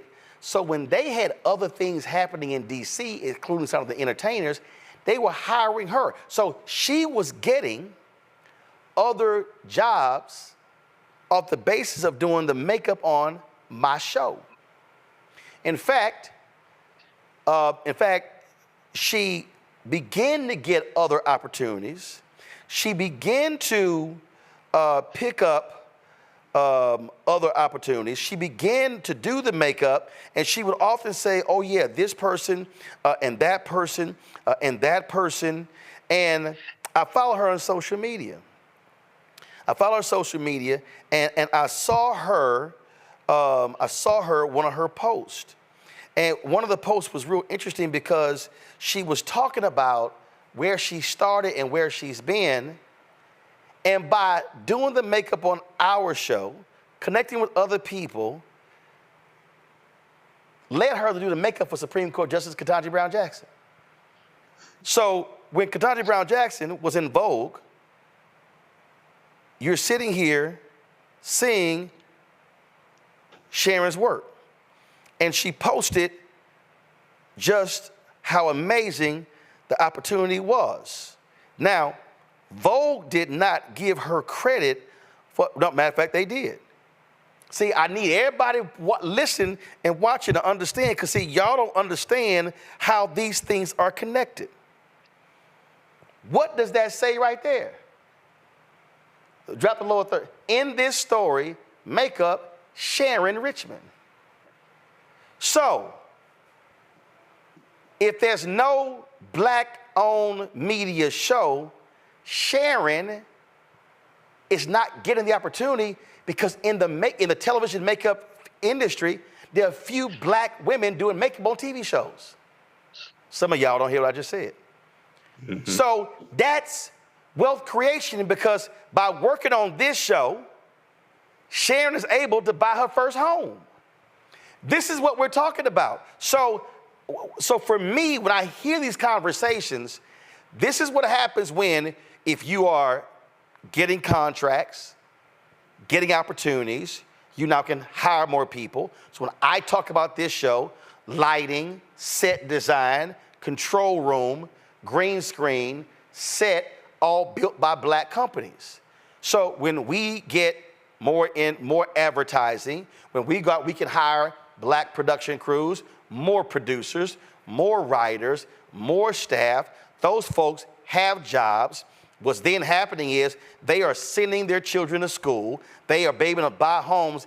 That's what we're talking about in this conversation. So we need our black organizations, NAACP, National Urban League, Rainbow Push, National Action Network, Fraternities and Sororities, Prince Hall Mason, Eastern Star, Lynx, Jack and Jill, CBCF, CBC, CBC Institute, using their collective influence and power to say, if we're gonna have wealth creation, we will start with the companies that come to us to sponsor stuff looking for that black stamp of approval, because that's how you change it, and there's no better place to start than the folk who are sitting right in front of you. I think this is a multi-pronged thing, and I think you're 100% right. I think your example of Sharon, your former makeup person, is a brilliant example of how that can cascade and lead into other opportunities, and I think it's important for black entrepreneurs to be not only empowered, but to be well capitalized and to have as much access to capital to flourish. What I'll say, though, sometimes is when we talk about the wealth creation conversation and financial literacy, I think sometimes our focus can be a little off, where we are too focused on the capitalistic element of it, because I would dare say that the real barometer for a community and a community's financial health and a community's financial progress is the people who are primarily going to be investing and making their life off of wages, because that's the reality for most people. That's not to eschew credit rates and interest. I mean, all those things are important. If you don't know how to negotiate a better interest rate or get a better interest rate when you buy a car, then you're subject to paying more for the cost of that car over the time of the contract. We understand that. But the reality is a lot of this has to be rooted in conversations about policy. And we talk about it all the time on the show. And I know you're focused right now on the wealth creation as it relates to black entrepreneurs and black capitalism. And that's important. But at the end of the day, we really need to look at how is your average black person, what is happening in their life as it relates to policy that affects their ability to get that biggest asset, which is usually what, your house, right? But Matt, I'm not just speaking about black entrepreneurship. Because here's the piece. The black entrepreneur piece, I hire people. So what I'm talking about leads to hiring. So same thing with you. How many people in your law firm? Well, about 20 some odd, 6 lawyers and 15 support staff. All right. So if you get additional clients, you have the ability to grow. If you have the ability to get professional services contracts with corporations in the corporate law space, you now have the ability to be able to hire more people, hire more staff, provide scholarships or whatever. And so that's what I mean. So the wealth building conversation is not solely about the entrepreneur, it's also for that individual. It's for the brother, it's for the brother or sister coming out of prison. And so I think what happens sometimes is we think that's only about the person who owns it. That's why I use Sharon as the example. No, this was the example of the person who didn't own it, but who was a beneficiary of being hired to do something and now is able to build something even on her own. Sure, and you're not wrong. We actually agree 100%. So I agree with you. I'm saying what I have seen, what I've experienced is sometimes when we talk about black wealth building, it's too often in the context of how a person who in an entrepreneurial context can get assets to do exactly that. And I think that's important. I think Sharon is a perfect example of exactly why black entrepreneurs and black businesses are not only important, but need to be capitalized better and need to get a much larger share of the pot. But in addition to that, what I'm saying is when we talk about black wealth building, we have to start at the common denominator, which is not necessarily entrepreneurs. It's the people who work in a government job for 25, 30 years, right? And how do we ensure through policy, through institutional support, through the organizations that you mentioned and otherwise, how do we make sure that you can live a fruitful and successful life as a Black American, where you can invest, you can own your home, you can have financial security, you can have a trade or a business, a small business if you want, or you can go to college. I mean, there's so many things that dovetail, and I don't mean to imply that this is an easy answer. But the reason I think that conversation is important, because that's the vast majority of our brothers and sisters. Yeah. It's not people with necessarily the highest earning potential and who have the opportunity to take disposable income and buy a real estate, an investment property. It's more, how do I make sure, if I don't necessarily have some of those opportunities, that I can send my children to a good school, I can get them educated, I can make sure they've got a little money to go out into the world. And that's the conversation I don't think we have robustly enough when it comes to wealth building, so to speak, because that's the reality for more people. And I think the real question is, how do you make sure that the government support and the government programs, like we're talking about Vice President Harris, support that? Because that's the reality of most of our brothers and sisters, and that's what we need to look at. And I'll give you this. I'm going to close it out with this here. So, John Hope Brown, he praised Deion Sanders for getting with the bank and opening accounts for his players who have children, who have babies. When John's comments, he talked about the likelihood of a kid who has $50 in a bank account in kindergarten, the likelihood of them going on to college and actually graduating, because now they're learning that. I mean, I remember when we had little savings and loan accounts, and me, my brother, and my sister, we all had our little accounts and had $20, $30 in it, whatever. And so it was changing sort of your view in terms of what you were focused on. But the thing that I want to talk about here is that, again, close with, is that when we're talking about on the granular level, I remember when I was at TV1, we had it was Thanksgiving or Christmas, I forgot. So they had potluck, whatever the hell it was. So we're sitting in the conference room eating. And we were just talking, and I brought up the fact that when I was in Chicago a few weeks earlier, we were just taping something at Rainbow Push, and John Rogers just sort of casually, Judge Greg Mathis was asking him about mutual funds. He was talking about how his money was in Merrill Lynch, and we all thought that John Rogers and Ariel dealt with institutional investors. We didn't realize they actually had their own individual, their mutual funds were just regular, ordinary folk. And then John goes, "Oh yeah, they have those. You know, people can start with as little as $50 a month." We all like, any of y'all know that? Everybody was like, "We know that." We were like, "John, y'all might want to tell that story." So what happened was, here we are at the staff luncheon, and I mentioned that, and two of the folks at the table, literally after lunch, went back to their office and opened an Ariel Capital mutual fund starting at $50 a month. And it was one of those basic small things that got them on the road of putting money away in the mutual fund and then be able to grow that and go from there. And that's what we're talking about here. That's information. And so what I desire is from our organizations is to use their leverage and influence to be able to drive these corporations to begin to create the downflow of dollars. I don't want them just buying a table. I want them leaving here and having the downflow of dollars to our corporations, to black companies, which this allows us to hire more people, be able to provide the level of education, because that's actually how you create wealth. Everybody is not going to own a company, but if we are hiring more people, being able to grow, then we can actually impact. So I'm going to have more of this on Monday. Mike, we appreciate it. Matt, thanks a lot. Kelly had to go. Folks, thank you so very much. Folks, that is it. It's been a fabulous week, a difficult week. Of course, we had the vice presidential debate taking place on Tuesday. Learned early that morning the death of Frankie Beverly, and that took place. So we had our special the next day as well. Next week we'll have our tribute to James Earl Jones. We appreciate all of y'all and your support. Don't forget, support the work that we do here. Critically important. Your dollars matter, and I'm telling y'all, we're fighting a good fight. Apple and some other companies. I'm gonna tell y'all more about that later, trust me. But you can join our Bring the Funk fan club. Send your check and money order to P.O. Box 57196, Washington, D.C., 20037-0196. Cash App, again, is $RM Unfiltered, but the backup one is Cash App, Uncle Roro Martin, also, $ Uncle Roro Martin, also $ BLK Star Network, Black Star Network. $BLK Star Network. PayPal, R Martin Unfiltered. Venmo is RM Unfiltered. Zelle, Roland at RolandSMartin.com. Roland at RolandMartinUnfiltered.com. Folks, that's it. Tomorrow, Phoenix Awards taking place. Congressional Black Caucus will be there. And then on Sunday, if you're in Virginia, I am going to be actually having them on the phone. So look for it on social media. I'm going to be helping folks. They're going to be canvassing in Loudoun County. I'm going to be helping them kick it off, the canvassing on Sunday at 1 p.m., I think.